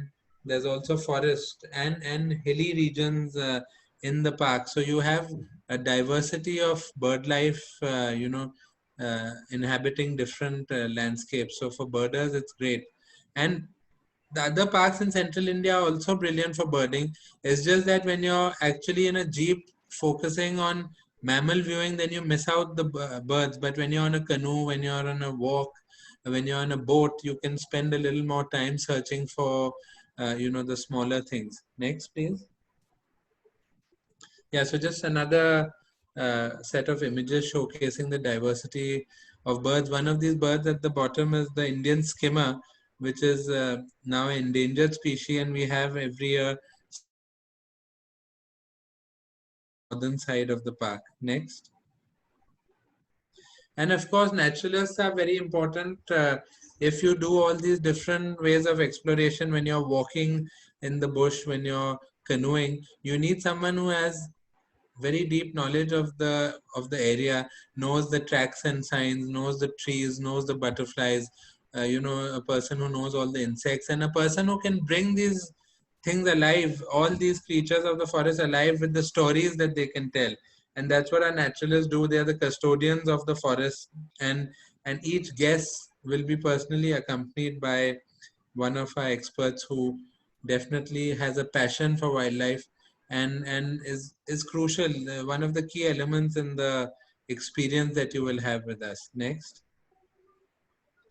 And of course, it's all about the people also. Both Rainy Pani and Bori, we largely local staff, and this is one way of I think most rare lodges, rare properties are very focused on the communities, and especially in wildlife, it's important because the communities are always in interaction with wildlife in and around the places they live. So as soon as they become people who work in tourism or become tourism guides or become drivers who are taking guests around, automatically they are in the same, or the canoe guides that I showed you a little earlier, automatically they become wildlife friendly because the wildlife is actually becoming an asset for them, and they get an alternate livelihood in the landscape that they're familiar with. Next, please. So coming to a nice detailed map of Satpura and the Satpura Tiger Reserve. So if you see on the northern side is where right on top of your screen, it's labeled there. And the Madai tourism zone is the area which we explore, which is in the light green portion. When you come to Rainy Pani. Now, if you move southwest, there's another area called the Bori Sanctuary, which is the dark green portion. And this sanctuary used to have quite a few, over the last 10 years, it had quite a few villages which were present here. But as a result of a voluntary relocation program, there's been many villages most villages have been moved out, and now new meadows have been formed where the agriculture was going on. And for those who don't know about this, meadows are a great place for repopulation of herbivores. So slowly the Bori Sanctuary area is emerging as a place where the spotted deer, the sambar deer, they're all repopulating. And in 2012, the Forest Department also moved the critically endangered hard ground Barasingha from the Kana Tiger Reserve to the Bori Sanctuary. And soon they will be making the enclosure where they have a captive breeding program is in the Bori old village site, which is unfortunately out of the tourism area. But they're moving some of these Barasinghas to the tourism area in the next 12-month period. And at the southernmost tip, you can see the Bori lodge over here.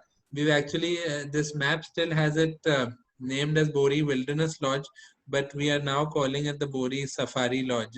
The map is not yet updated. And they've developed just slightly further up, you can see the new tourism zone which has come up. The blue portion is the expanse of the Tawa Reservoir. And on the extreme right hand side of your screen, the gray area is the Pachmari Sanctuary where we would do the camping and other programs. We can go to the next slide. So these are just some images of the Bori Safari Lodge. Unfortunately, we opened in end of February, 27th February to be precise, and 19th February is when the lockdown happened. So we haven't had much of an opportunity to, operate, and we haven't really done a professional photo shoot also. But I've got some images which will at least give you a flavor. So this is the typical. We have 8 rooms. All the rooms are, designed like this, and each room unit has 2 blocks. So basically 2 rooms in 1 block. And we have 4 blocks like that spread across the property. This is the central courtyard that you see, which has a dining room, a lounge area, and the reception embedded in the structure. We also use the central courtyard for dining experiences, just like you can see over here in this image. Next. So each room also has a private deck overlooking. This lodge is actually located in a farmland area just outside the park. It's about 3 kilometers from the park gate. But here the park gate ends and the farmland and village area starts. So there's no, just the portion near the gate doesn't have much of a buffer zone. So we are quite close to a village, and we will also utilize, apart from the safari aspect, which will, Bori Sanctuary also, just like Satpura, allows walking, allows full day game drives, half day game drives, even, night drives in the buffer zone. But we will also utilize the village area, be utilizing the village homes for local dining experiences. Also visiting the newly relocated village sites to actually see how the rehabilitation process has happened once the indigenous people have moved out, and that also gives a perspective of the conservation activity that the forest department is doing. Next. So again, just a quick image of the architecture. So as I was saying, now you can just see that there are 2 rooms on each side, and we have 4 blocks like this.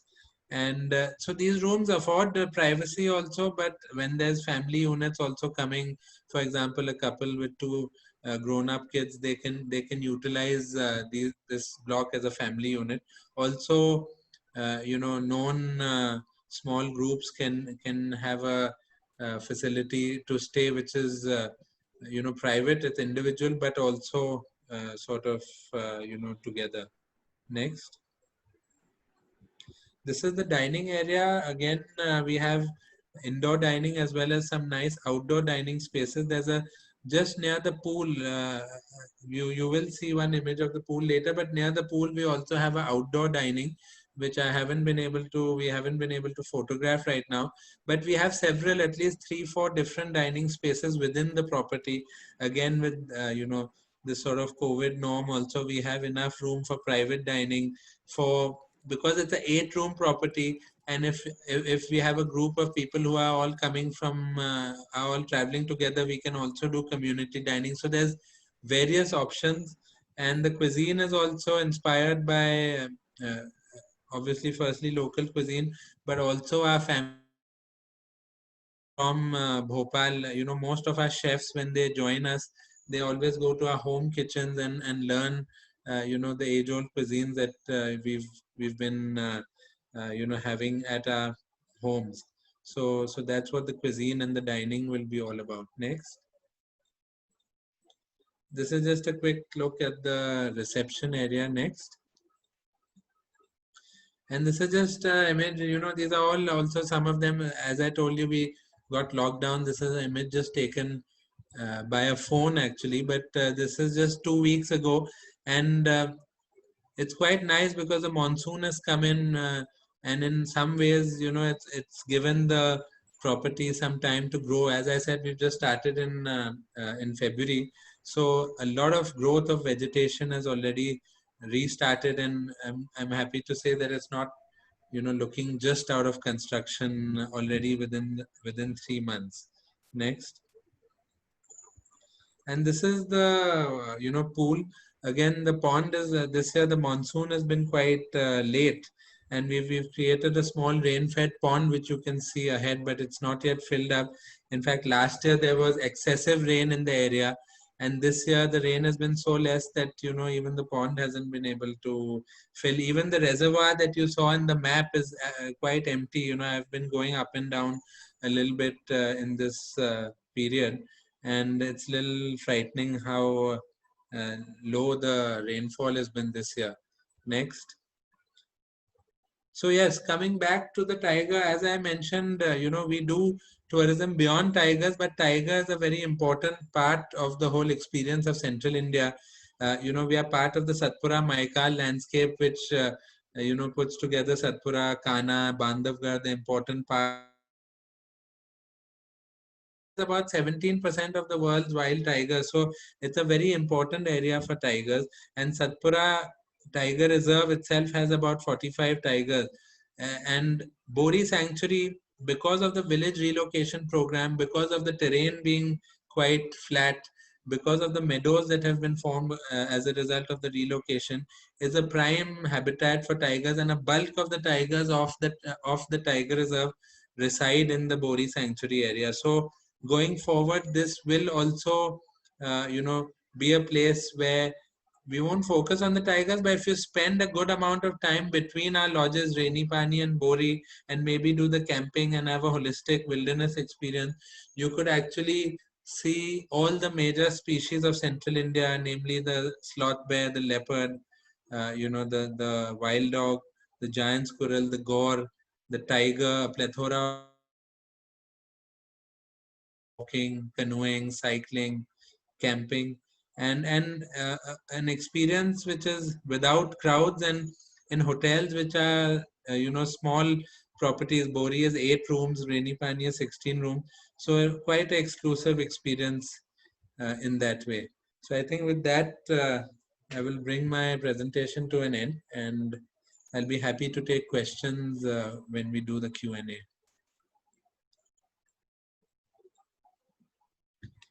Thank you, Ali, for that lovely introduction to Bori Lodge. very endearing picture of the cub, the sloth bear mama and her cubs. It was really very, very sweet. So thanks again for that. And I'm sure we'll have some questions for you at the end. Sure, I'll be happy to take them. Thank you, Ali.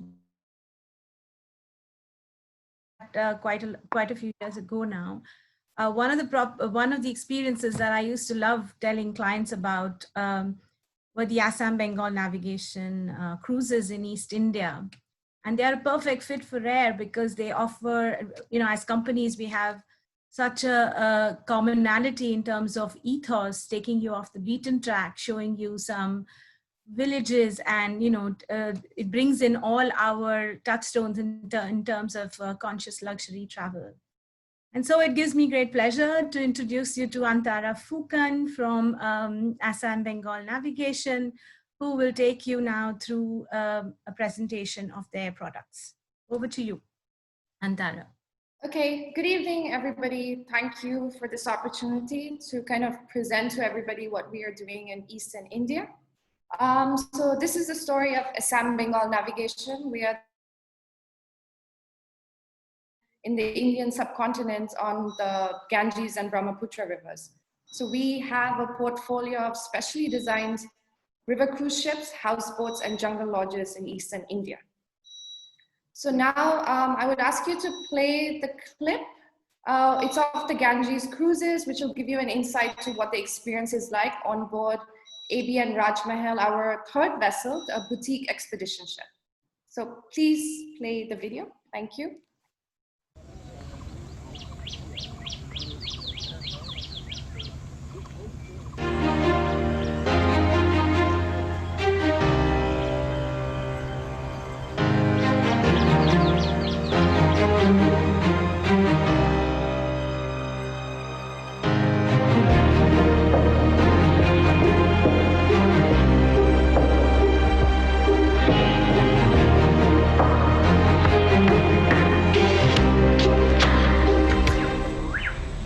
These forest people are protected.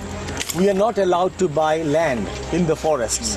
She's just collecting that much which is needed for her. Yeah. And by doing that, she also allows the flowers to retain, and therefore when the rain will come, the new sprouts will come.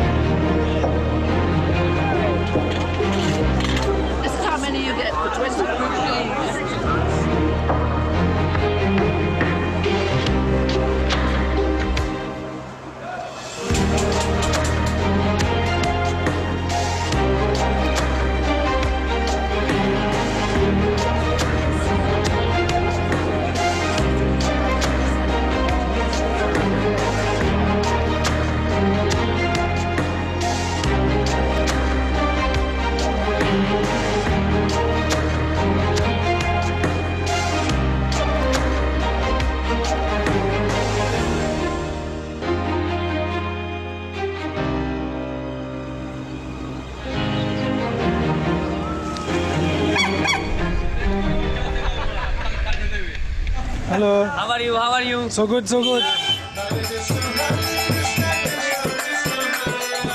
What is existing is Krishna, and what is existing is a symbol of love. That's it. So whatever you have your possession, you give it to the Krishna. Your maximum sacrifice will help you to reach to your heaven. The word tantra literally means system. The system that governs us, the system that governs the universe. Yoga is basically adding myself to my true self in all different ways.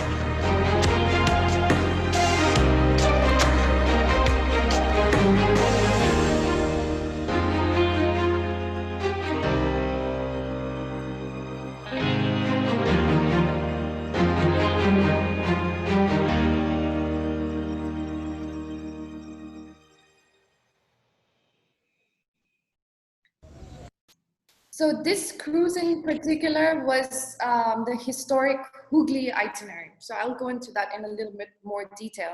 So ABN, Assam Bengal Navigation, was established in 2003, 17 years ago. We are an Indo-British company that is family owned and family run, founded by Andrew Brock of England and my father Ashish Fukan of Assam. So we create community engaged river expeditions on these two incredible Himalayan rivers through years of knowledge, expertise, and now 17 years of experience along these two rivers.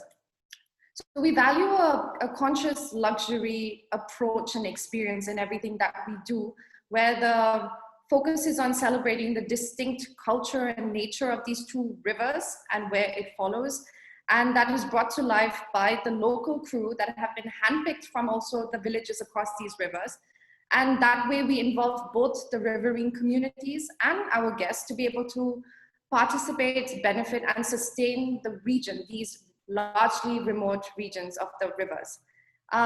In this way, we are also contributing 5% of every room that goes towards our self-funded ABN Foundation, where we focus on education, environment, and community development. Could we go to the next slide, please? In the visual is the mighty Brahmaputra in everything that it has to offer. So these two rivers, the Brahmaputra and the Ganges, are the two national waterways of India from the British time when they used it for their old trade route, whereas 17 years ago, we started the first intrepid voyages on the Brahmaputra, and then in 2006 on the Ganges. The next slide, please. Okay, so this is obviously a much smaller version of what it actually looks like, but we will start with the Ganges, which is on your left. That flows from northern India into Uttar Pradesh, which will be the upper Ganges, as we would call it, and then into Bihar, which is Patna, Bhagalpur and such, and then down to Bengal, and then further into the Bay of Bengal. So the lower Ganges, which is largely around Calcutta area, Bengal, is referred to as the Hooghly.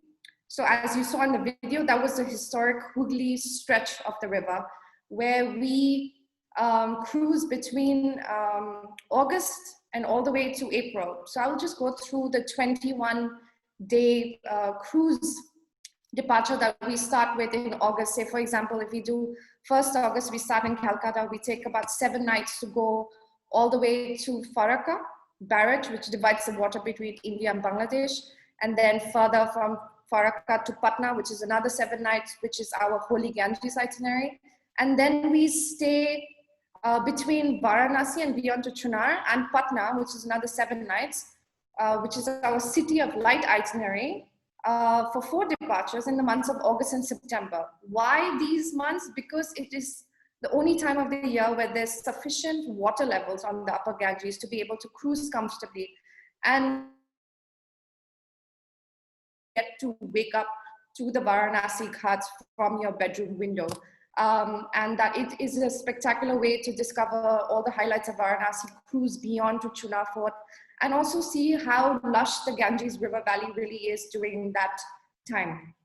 And then between October and April, we stick to the historic Hooghly segment of it, which is obviously historically significant, very culturally immersive, as the Ganges River is very narrow and you get to see life on both sides of the river. And you're crossing through old colonial towns, from the French to the Danish to the Dutch to the old capital of in Murshidabad. We have incredible museums, and then beyond to riverine villages that are dotted with these old magnificent monuments, terracotta temples, artisanal hamlets. There's a wealth of experience to be had on this portion. So for just a taster, we have the Bengal Memories, which is a 3-night itinerary that will start in Calcutta, go to Mayapur, and then back to Calcutta, covering the old colonial towns, whereas the historic Hooghly will take you from Calcutta to Murshidabad and beyond to Baranagar village, and then back to Calcutta now. Okay, so I could go on about the Ganges, but I'm going to try to keep this short. So whereas the Brahmaputra River is a magnificent river that is sustenance to most of Northeast India. So it flows from, it's a transboundary river that flows from Tibet into Assam in India, and then into Bangladesh and into the Bay of Bengal. So imagine this massive expanse of a river, as you saw in the visual before, that is dotted with 5 national parks, that is home to the one-horned rhinoceros, of course, where you are guaranteed to see 20 given rhinoceros and also 18 wildlife sanctuaries. So here the Brahmaputra is of course focused on the wildlife that you cannot ignore in the ecosystem of Northeast India, which is just beautiful wealth of flora and fauna. But also we have a variety of indigenous tribal riverine communities where you get to go in these white sandbanks and you dock off, and then you explore all these villages where they are as curious about the guests as the guests are curious about them, and you really learn about the unique culture that is Northeast India and of course Assam.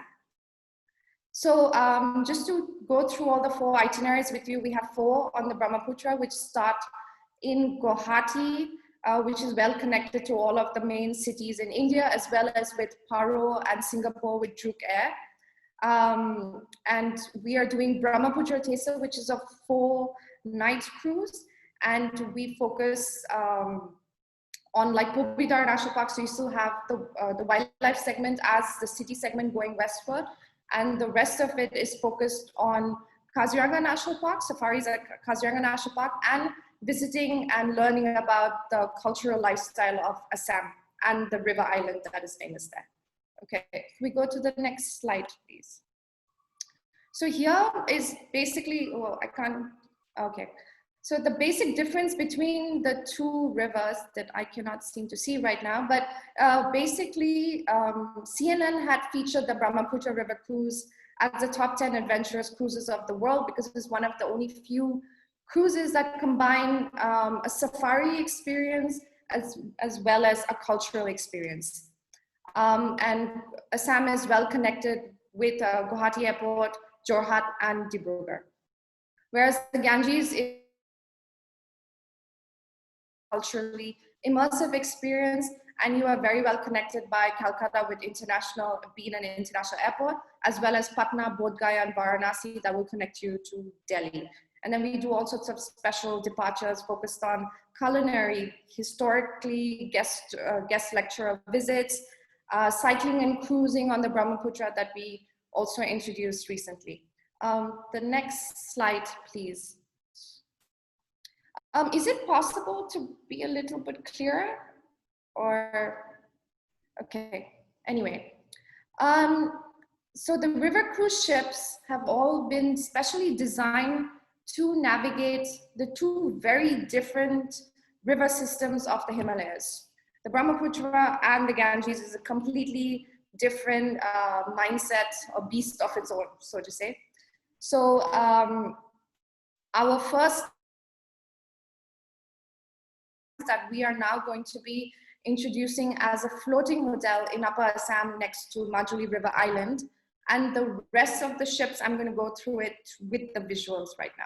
Could we go to the next slide, please?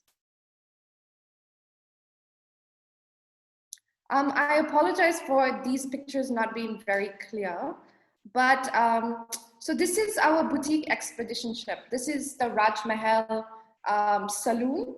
So our boutique expedition ships are largely been designed to reflect a sense of homecoming to the region of Assam and Bengal. AB and Raj Mahal is, of course, on the Ganges with 22 cabins. We go to the next slide where you'll see a lot more visuals of what the ship looks like. So we have 22 cabins on this boutique ship, as well as a little getaway on the Ganges River. Could we go to the next slide, please? Okay, and this is our newest ship, ABN Choraido 2, the boutique ship as we would call it. So in addition to the spa here, we also have a little gym on board. We have an upper deluxe cabin which has a proper balcony front, whereas I must point out that all of our ships have huge French balcony windows. And this ship has 18 cabins. Okay, the next slide, please.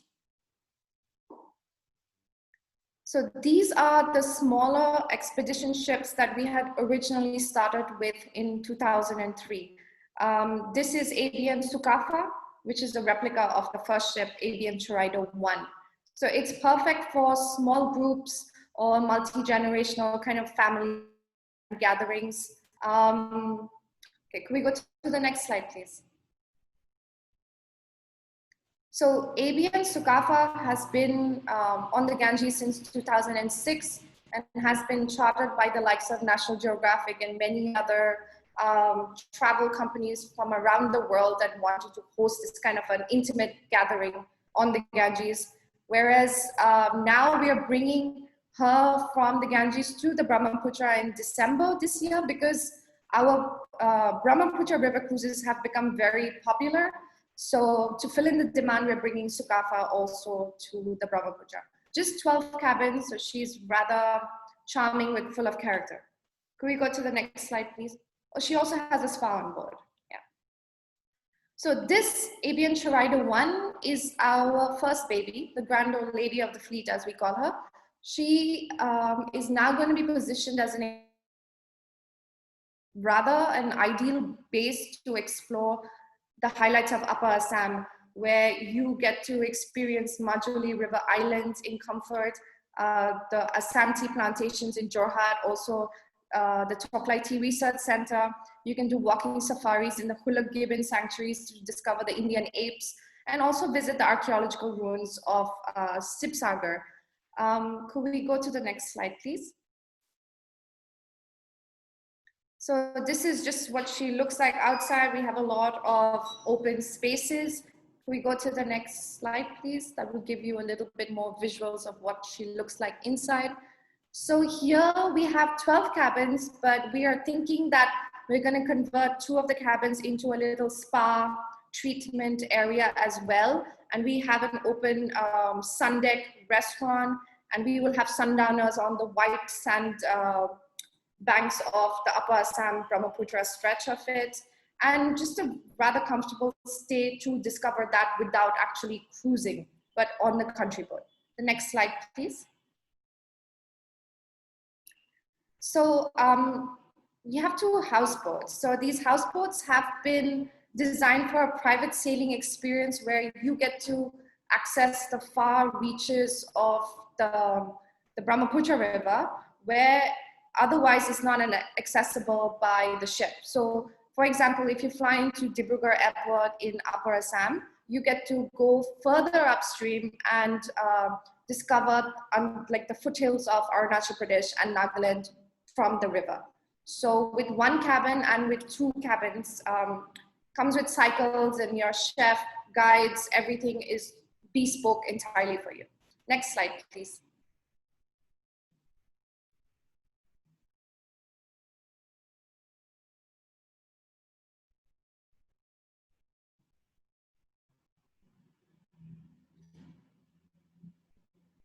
Okay,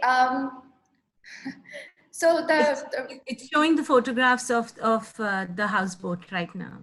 I'm not sure. Okay, now I can see it. Okay, maybe it's my connection. Yeah. Okay, So right now, this is obviously, as you can see, this is what the houseboat looks like inside. She is rather cute, as I would like to think so. And then the new one that we're launching will just have 2 cabins in addition. We go to the next slide, please. Okay, so the third portion of our portfolio is, of course, our jungle eco lodges, where I am currently at right now. This is our little cafe at Diflu River Lodge in Kaziranga National Park. But we are flooded by the Brahmaputra right now, which is internet kind of fluctuates all the given time. And we are also introducing a new retreat in Manas National Park, another UNESCO World Heritage Site very soon. Next slide, please. So this is just a couple of visuals of what she looks like inside. We have focused on it to be entirely an eco-lodge concept with just 12 cottages built on stilts because we flooded and we are prepared for it. Next slide, please.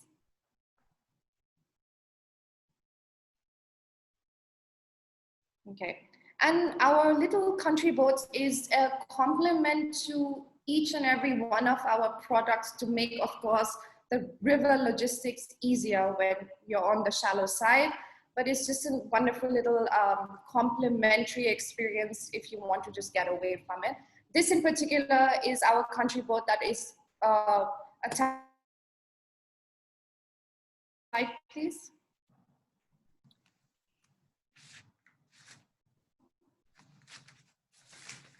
And lastly, to end with, I think I have gone overboard, so I apologize for that.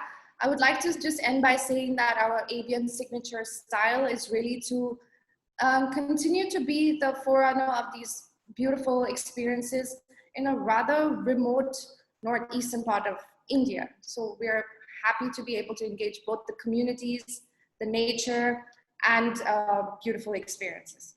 Thank you. Okay. Thank you, Antara. That was a lovely set of visuals and all your, you speak so passionately about your corner of the world. So it's always lovely to hear that. Throughout your talk, we've had a lot of people sending in a lot of appreciative comments.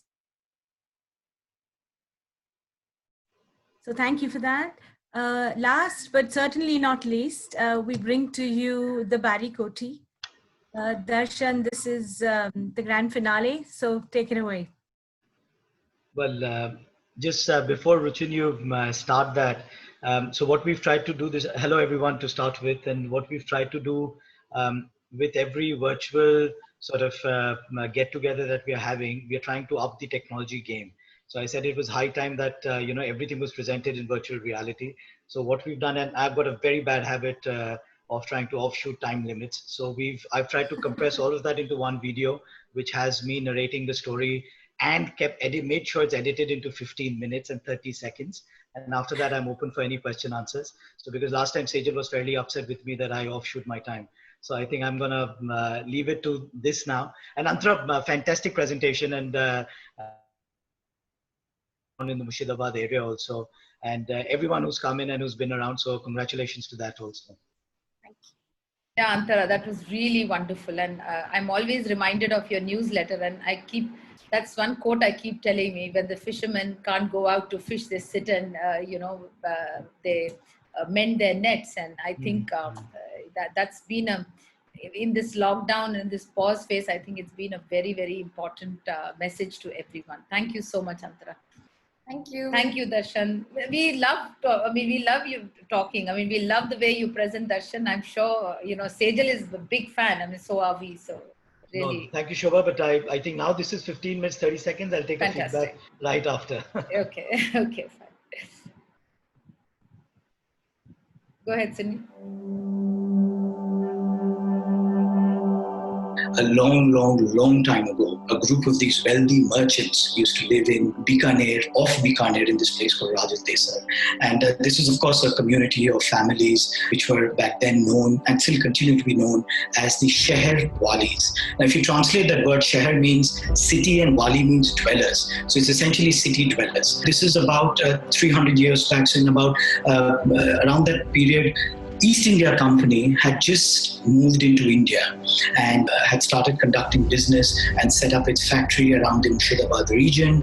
They did immensely well. They started getting, they had direct export routes. Coincidentally, around then, the Marathas had attacked one of the most important ports in India, because of which the entire business shifted to Murshidabad. As a result thereof, Murshidabad contributed 5% of the GDP of the world in that period of late 1700s. So that was the kind of wealth that was getting generated. So this particular community, which was living in Rajasthan, gets a call by this gentleman called Jagat Seth. I'll tell you all about Jagat Seth.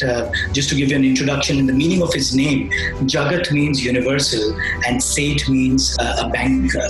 So the universal banker gives a call to his fellow family members, community members in Rajasthan, and says, hey, what are you guys doing there? It's time you move to Murshidabad.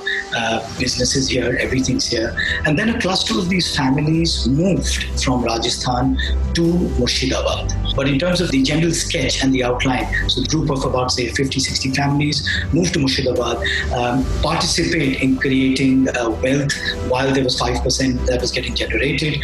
As a result thereof, palaces, monuments, temples, mosques, all these most beautiful assets started getting created. So having said that, that's how the Sheherwalis moved to Murshidabad. They went ahead, created all this wealth.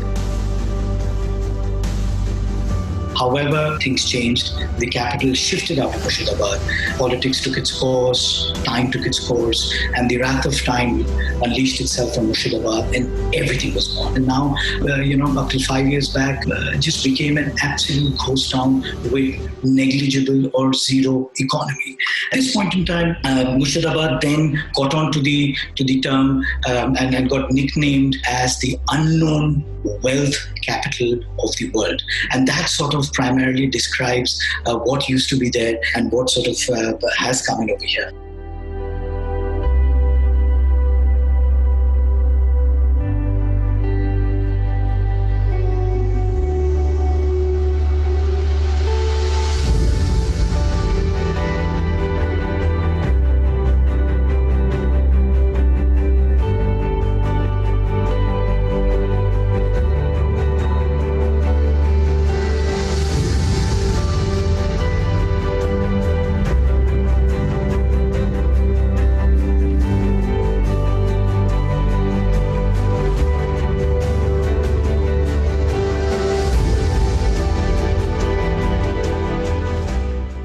Sheherwalis, essentially, in their architectural form, have a lot of influence of the British, have a lot of influence of the Mughals, have a lot of influence of Bengal, because we were, again, of course, living in Bengal for a large part of time. And of course, we moved from Rajasthan, so we were Rajasthanis at heart. So all of these sort of got combined together, how our palaces and the architecture was built around that. So what became very interesting was to see Roman pillars and Greek pillars in this sort of deep down rural part of Bengal. All experiences that Badi Koti offers are curated experiences, where what we try and do is we assess the interests of the guests. We ask them, are they interested in textile? Are they interested in culture? Are they interested in heritage? And we try and tailor make every single experience so that a person comes to Murshidabad only for what he wants. You arrive in a station called Jiaganj, and which is across the river from Azimganj, and you sort of cross the river and you enter into Badi Koti.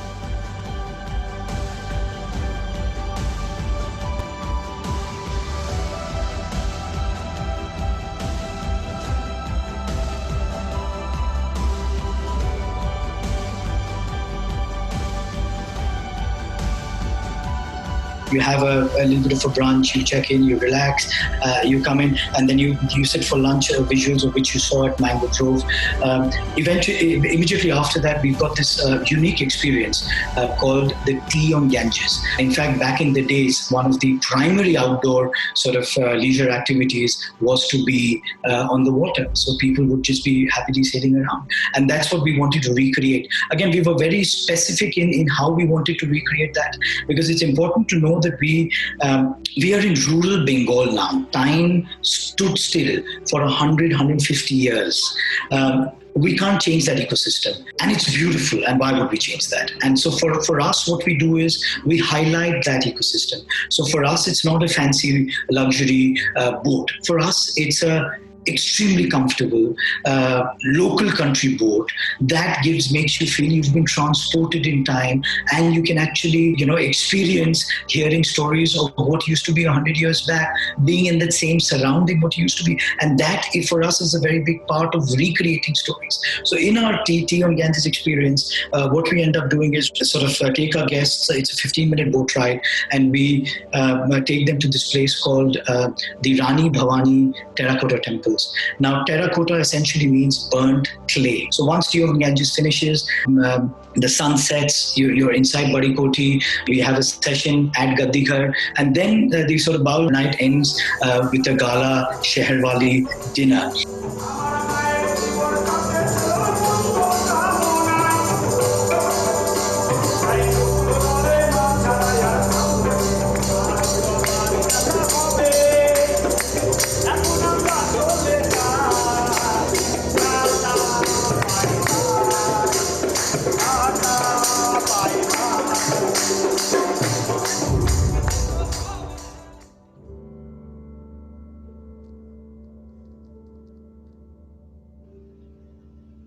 The following morning, you do the Heritage Walk, have one of our signature breakfasts, which is on the banks of River Ganga.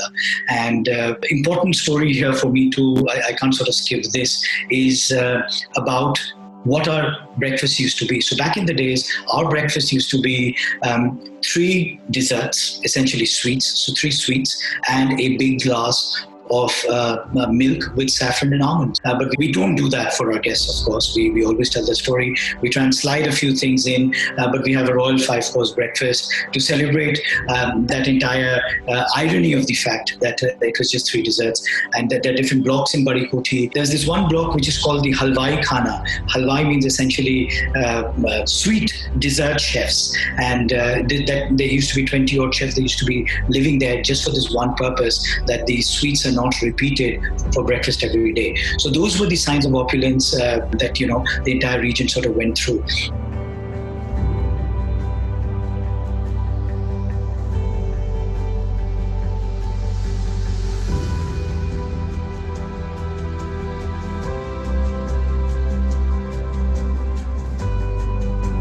The lunch on Ganges, similar to what I told you in terms of concept of a tea on Ganges. But here we try and make it slightly more story-oriented.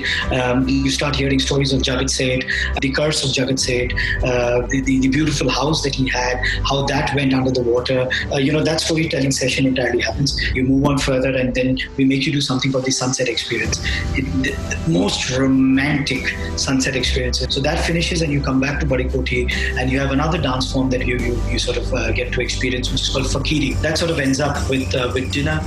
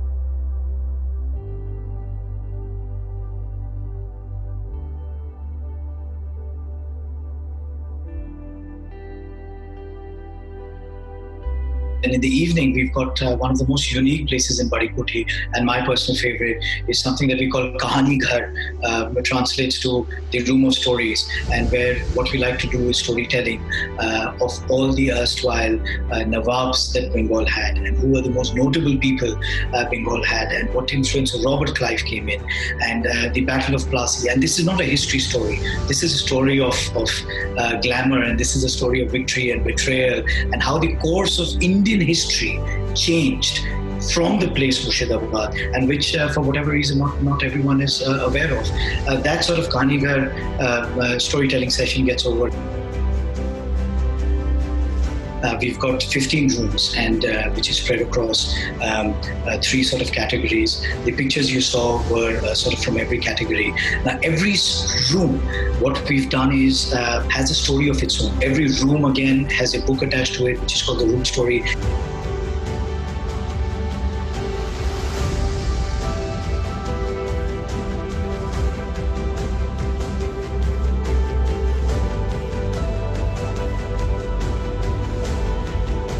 Our food is something that we are the most proud about.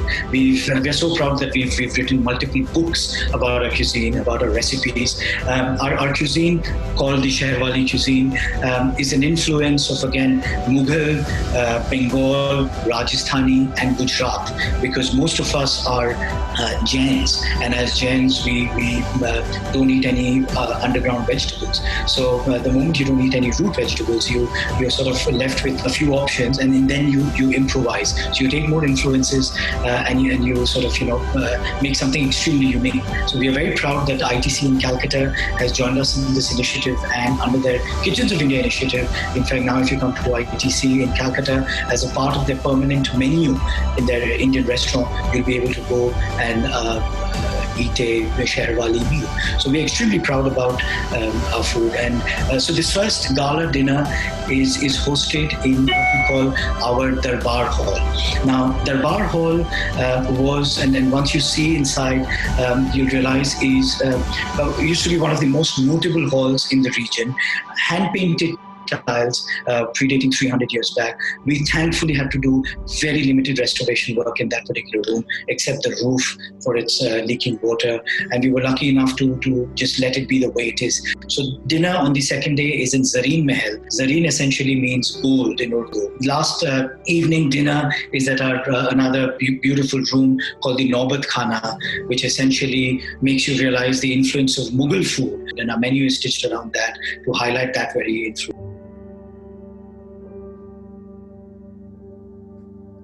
Murshidabad is the district, and Azimganj is the town. It's called the twin city of Azimganj and Jiaganj, and it is separated by the river Ganges.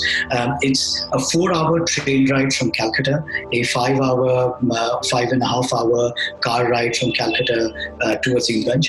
I always, when people ask that what's the right way to go, I think a combination of both. If itineraries permit, I would always want a person to take one way by train and come back the other way by car, because I think it's important to see both sides while you're experiencing all of this.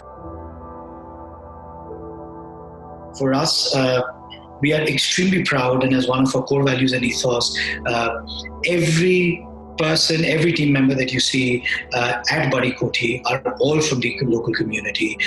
We don't have any hotel management trained personnel, and we are the utmost loud about it and utmost proud about it.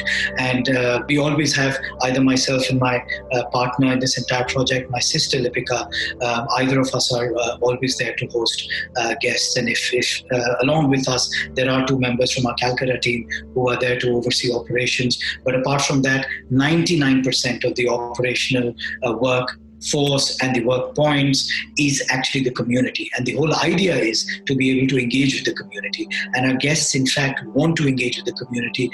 They go out and have sessions with our boys and girls. They've gone ahead and gone to their houses. And I can tell you, I've got a plethora of stories to share, but again, in the interest of time, I'm not going to do that. Something came up and in one of the prior sessions we were discussing, but I think all of that gets summarized into this one line. For us, Badi Koti is the community, and the community now is Badi Koti. And that sort of is our part. And our guests also get a platform to participate in this community development. And there are more than a few guests who get so moved in those 3 nights that they've stayed with us that they go ahead and become much larger parts by participating in much longer term projects, building schools, cleaning the river, etc. All of that becomes a large part of what we are doing. So that brings us to an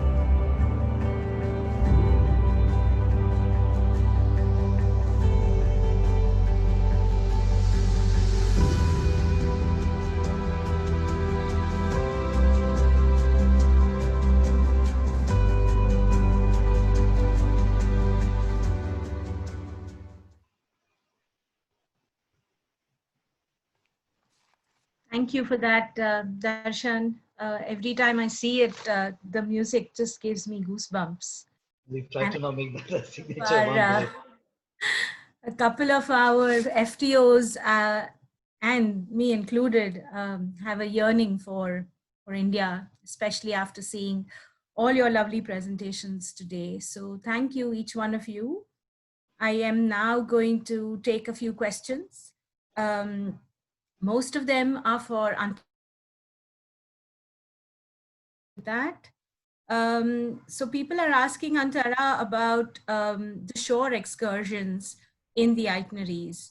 How do you do them? Are they all included in the price of the cabin? Yeah, I always tend to forget that I have to explain these things so much better. Of course, so our cruises are all inclusive of everything. So from your meals to the excursions to all of it, it's all very much included. And the shore excursions largely obviously happen during the day, because in India we're not allowed to do any nighttime sailing, and thankfully so, because much of the experience is to be able to see the landscape around you of these 2 beautiful rivers. So the shore excursions also are designed in such a way where we include in a daytime sailing. And,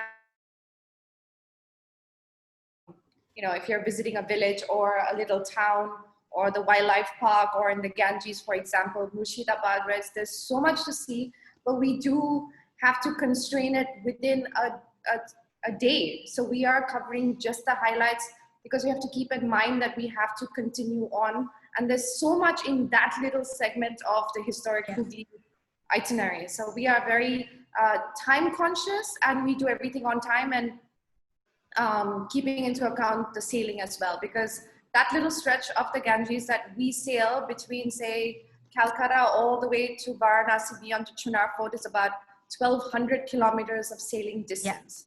So that's a lot to cover. Okay, so you partly answered another question as well, which was, do you sail at night time? So you don't.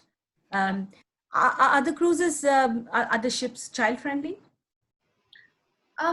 Okay, it's, I think, below the age of 10, and if they're, you know, it's not recommended, of course, because you're on a big ship with railings and such, and you never ever want, by chance, that, you know, if the child is not looked after, anything could go wrong. So we wouldn't recommend it, you know, of a certain age.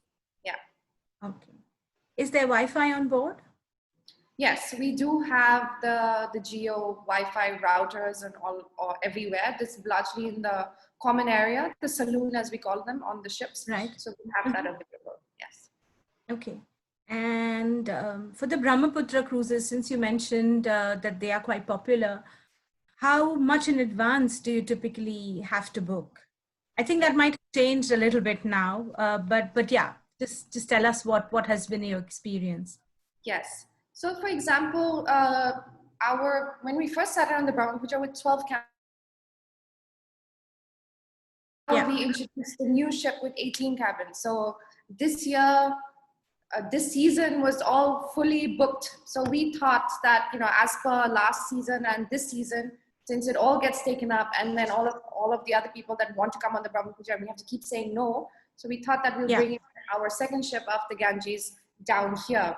So now I would still say that the bigger ship is largely, you know, I think 6 months in advance is absolutely necessary for the bigger ship. Right. Whereas Yeah. for the smaller ship, I would say a little closer to advance, maybe like a month or two beforehand, where you can get to see what are the available options, and that would be easier. But again, domestic market is a whole different situation that we have not looked at before. So we will be rechanging things. And I would also like to add here that given that our crew,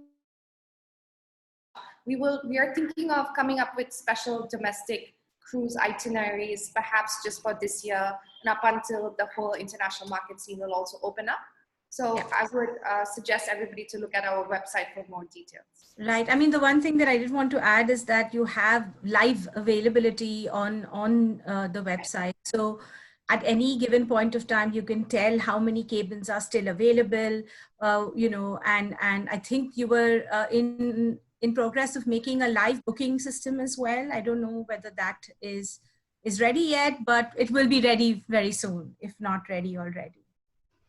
So thank you, Antara. I think I've been through all of your questions. Darshan, did we see a Jain temple in your video of Murshidabad, or what one can see in Murshidabad? Yes, yes, that's in Azimganj.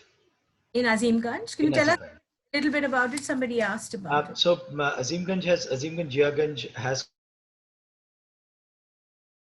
We also do a lot of temple tours that we conduct. So this is one of the temples that you saw, all of them predating about 200 years. Right. Okay. Okay. Thank you. I think that's it for questions. Everybody asking about rates, etc. That's something that we will send to you afterward. After the session is over, perhaps next week, you'll get an entire kit of all the product information, etc. And Sejal, before you, end, I'm interrupting you once, but while Antara is also here and Shobha is here and you're here, I think I'll take this opportunity to also possibly discuss with Antara of ways of running something where people can come in, get into Calcutta, hop onto Antara's cruises, go up all the way to Murshidabad, stay for 3 nights there, and then you come back. I think there wouldn't be a better sort of journey than that in India. And I've had do that, and now with having had the opportunity to look through your presentation, I think we definitely should have a chat about this. Yeah, I think that's a great idea. Yeah, absolutely. I mean, there's no doubting that that'll be a great combination. So we should talk about it. Yeah. Yeah, absolutely. We would love to. It's just that, you know, because we had already planned 2 years in advance for cruising schedules. So keeping that in mind, 2 years in advance, obviously everything changes now. We were not able to approach you when you were a part of the RARE portfolio. But that is something we definitely should be looking at together. Yes, and incredible storytelling, Darshan. Yeah. Come in person at some point. There are some enthusiastic groups from FTOs about what you just said, Darshan. So definitely we should talk about it. No doubt. I now turn you over to our There is a question. There's a question from Naresh for Antara. It's just come in. You want to take that, or are we? Said that he has a question for Antara. Yeah. Go ahead, Naresh. Your question, please. Okay, I have a question. He says, "Go ahead, Naresh." There's another one at the question and answer group, which is from Basant Kumar Giri. For the ABN, any plans of new cruise in the other parts besides the one we are operating in? Actually, as of this year, we were going to introduce our exploratory cruises via Bangladesh, but largely for our previous guests that were adamant on cruising to Bangladesh with us. But obviously that has been cancelled now, but it is something that we would look at in the future, but after our past clients give us feedback on how best to make that itinerary, because it's a little bit of an issue there. Yeah, and the short one on and then a cuisine a cruise that you planned. So these are some of the short ones, short programs that can really be, very popular with the domestic market, right? Yeah. So, and then Summit has said Calcutta, Mayapur, Calcutta cruise started by ABN. Yes. We started the short 4-day cruises, right? Yeah.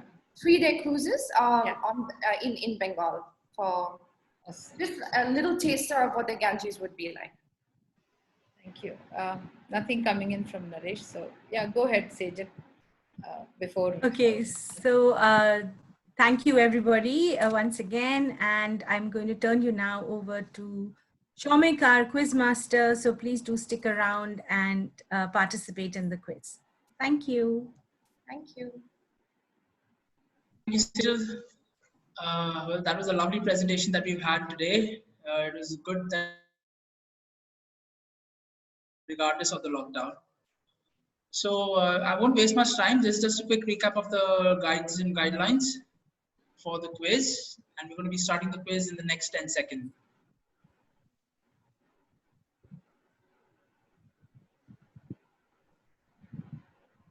All right, keep your clickers ready. Make sure you click on the answer and click on submit. Question 1. A rare hotel you would associate with lakes, reservoirs, and a unique folk art.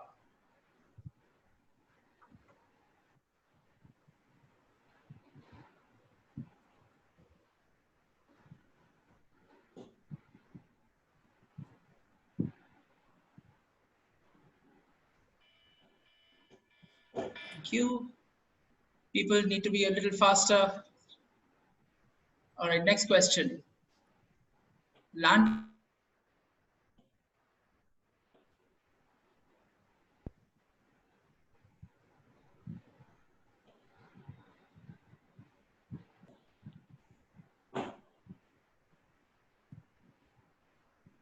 Done. Next question. Take a termite walk at this rare jungle lodge.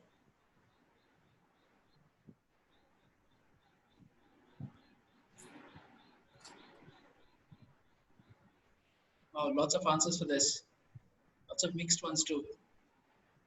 And then moving on to the next. If you are on Great Lakes trek, you are in.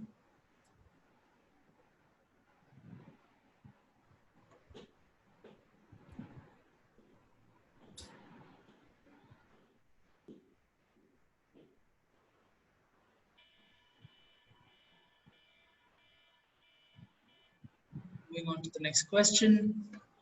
To experience Moksh Mastang, you will have to fly into.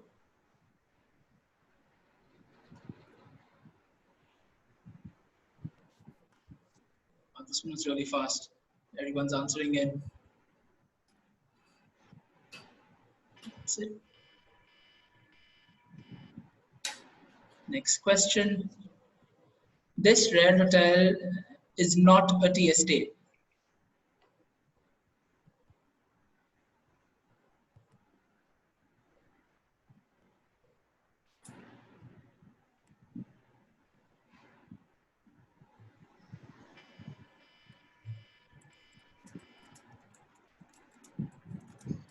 Moving on to the next.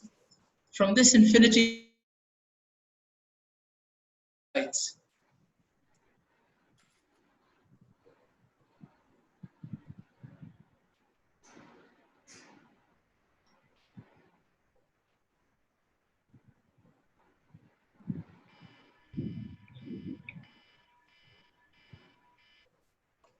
Next question. A good population of hard ground Barasinga can be seen in this national park.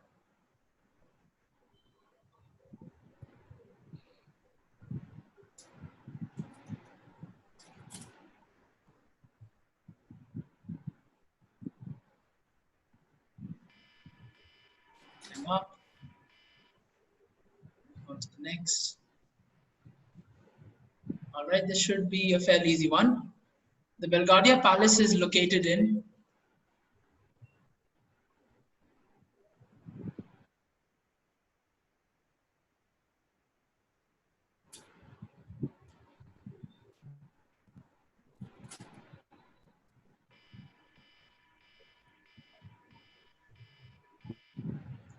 Almost halfway there. All right, question is, access this UNESCO World Heritage Site from Jahannama Retreat.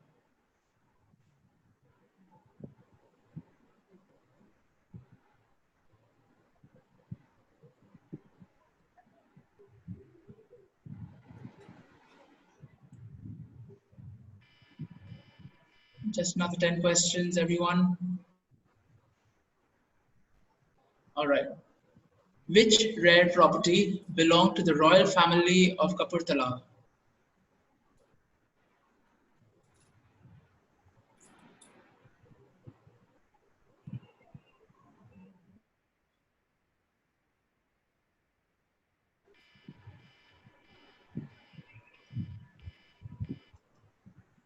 Moving on to the next. The Sinatharais bungalow, Valparai, is located in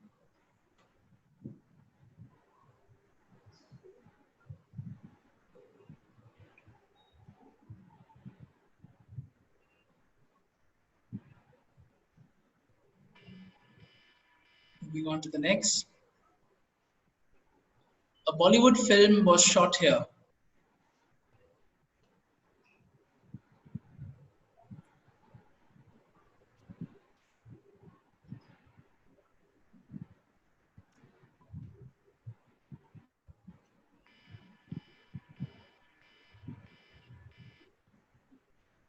Next question. This rare hotel is standalone.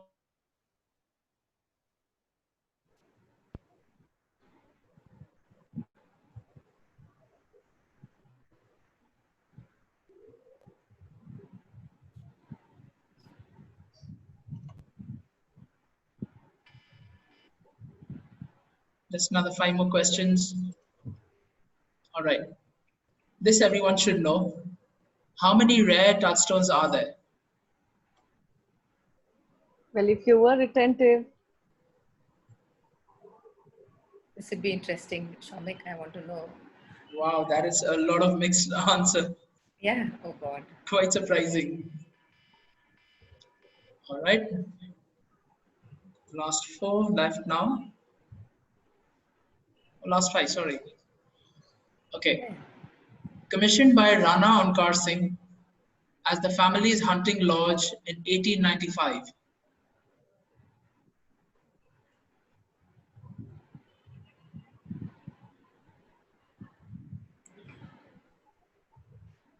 This is a tough one. Got some good answers here. Very good. Yeah. Of course, panelists and hosts cannot vote, so we're all watching. Yeah. All right. Ankit is Legend saying tough says, questions. Yeah, sorry, go ahead. Sorry. Legend says Lord Ram on his way to Lanka stayed here.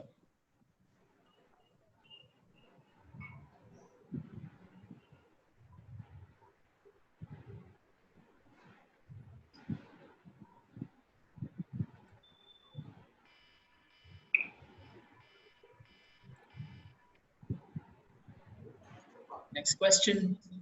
A flagship hotel of the Tashi Group.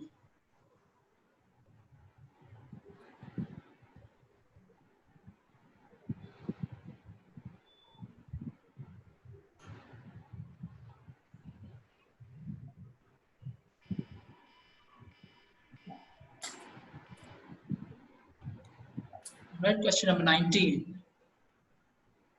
GI index status has been accorded to tea from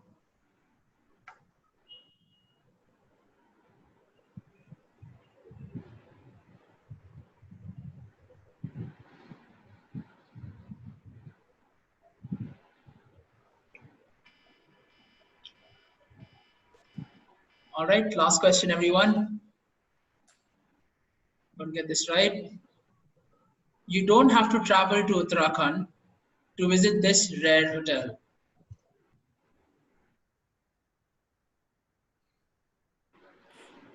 It's a trick question.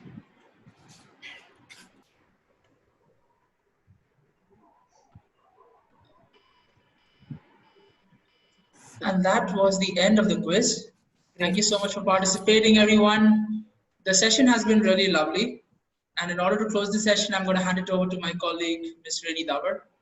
Over to you, Reni. Thank you, Quizmaster Shamik. Shukriya, everyone. Dhanyawad. Thank you for joining us today and being a beautiful participative audience. We loved having you all. We hope to treat you all to double chai samosa next year, unlike a DIY one this year. But we do hope at the same time that you enjoyed our DIY recipes. What is more important is that we kept the tradition going and you all supported us with high spirits. We'll be sending you a virtual kit that we've been mentioning in an email with ready reference material purposes. Our sales team will be happy to hear back from you on any topic which left you intrigued. Please look on the chat box for our contact details. Our gratitude to all the agents who are now a part of our Ratan network, a network of fine agents who understand luxury and have made a choice to evolve to conscious luxury. And a special mention to RAIN members who are prolific on social media and have a network they can influence. We are very proud members of Responsible Tourism Society of India, a society formed by thoughtful leaders in tourism. For membership details, you can log on to the website www.rtsoi.org. RARE is also a member of PATA, ITO, and TOP. In addition, we are ambassadors for sustainable travel with the DOPE and an ally at the Transformational Travel Council. The TTC believes in to positively transform how we live our lives, how we live with others, and how we live on our planet. Here's a short video by Jake about TTC, especially highlighting the quality designer programs that they make. Sunilji, can we have the video, please?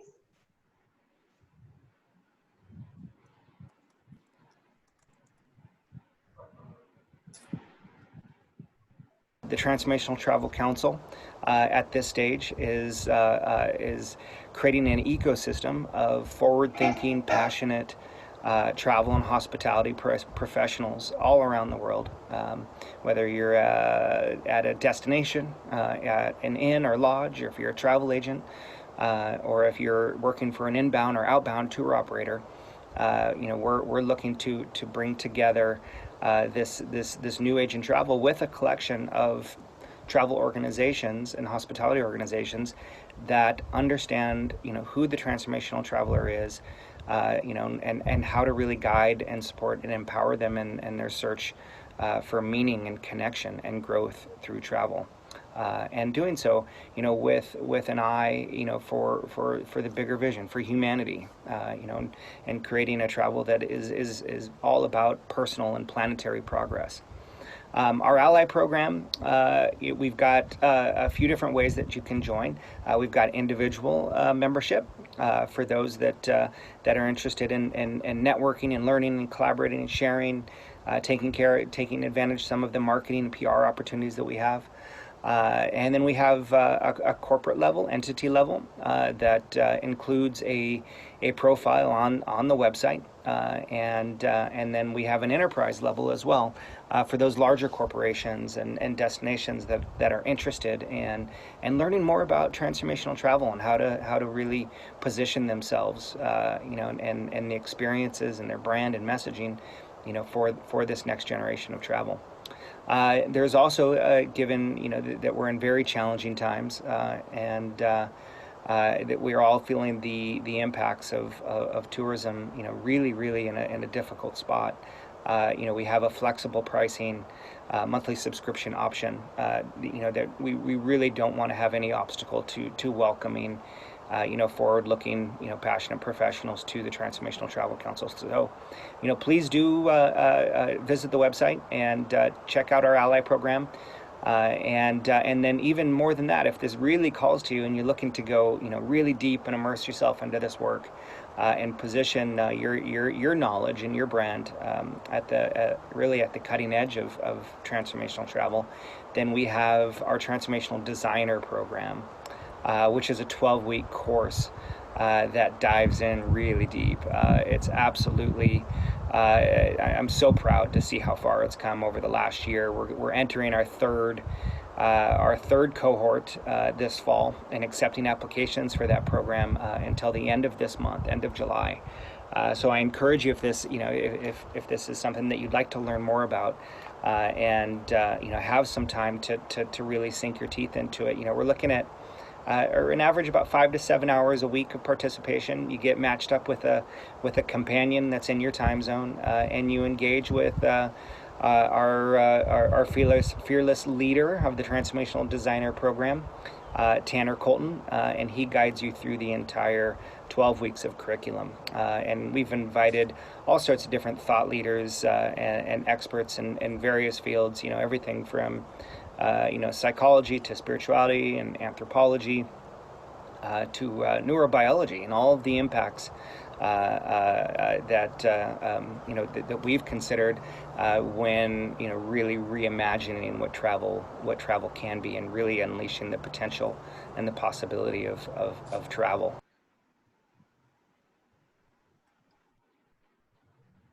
Many thanks for taking out time and attending Discover Rare today.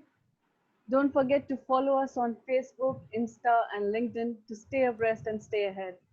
Till then, stay well, and as we say, stay travel positive and COVID negative. Goodbye on behalf of the entire Rare team.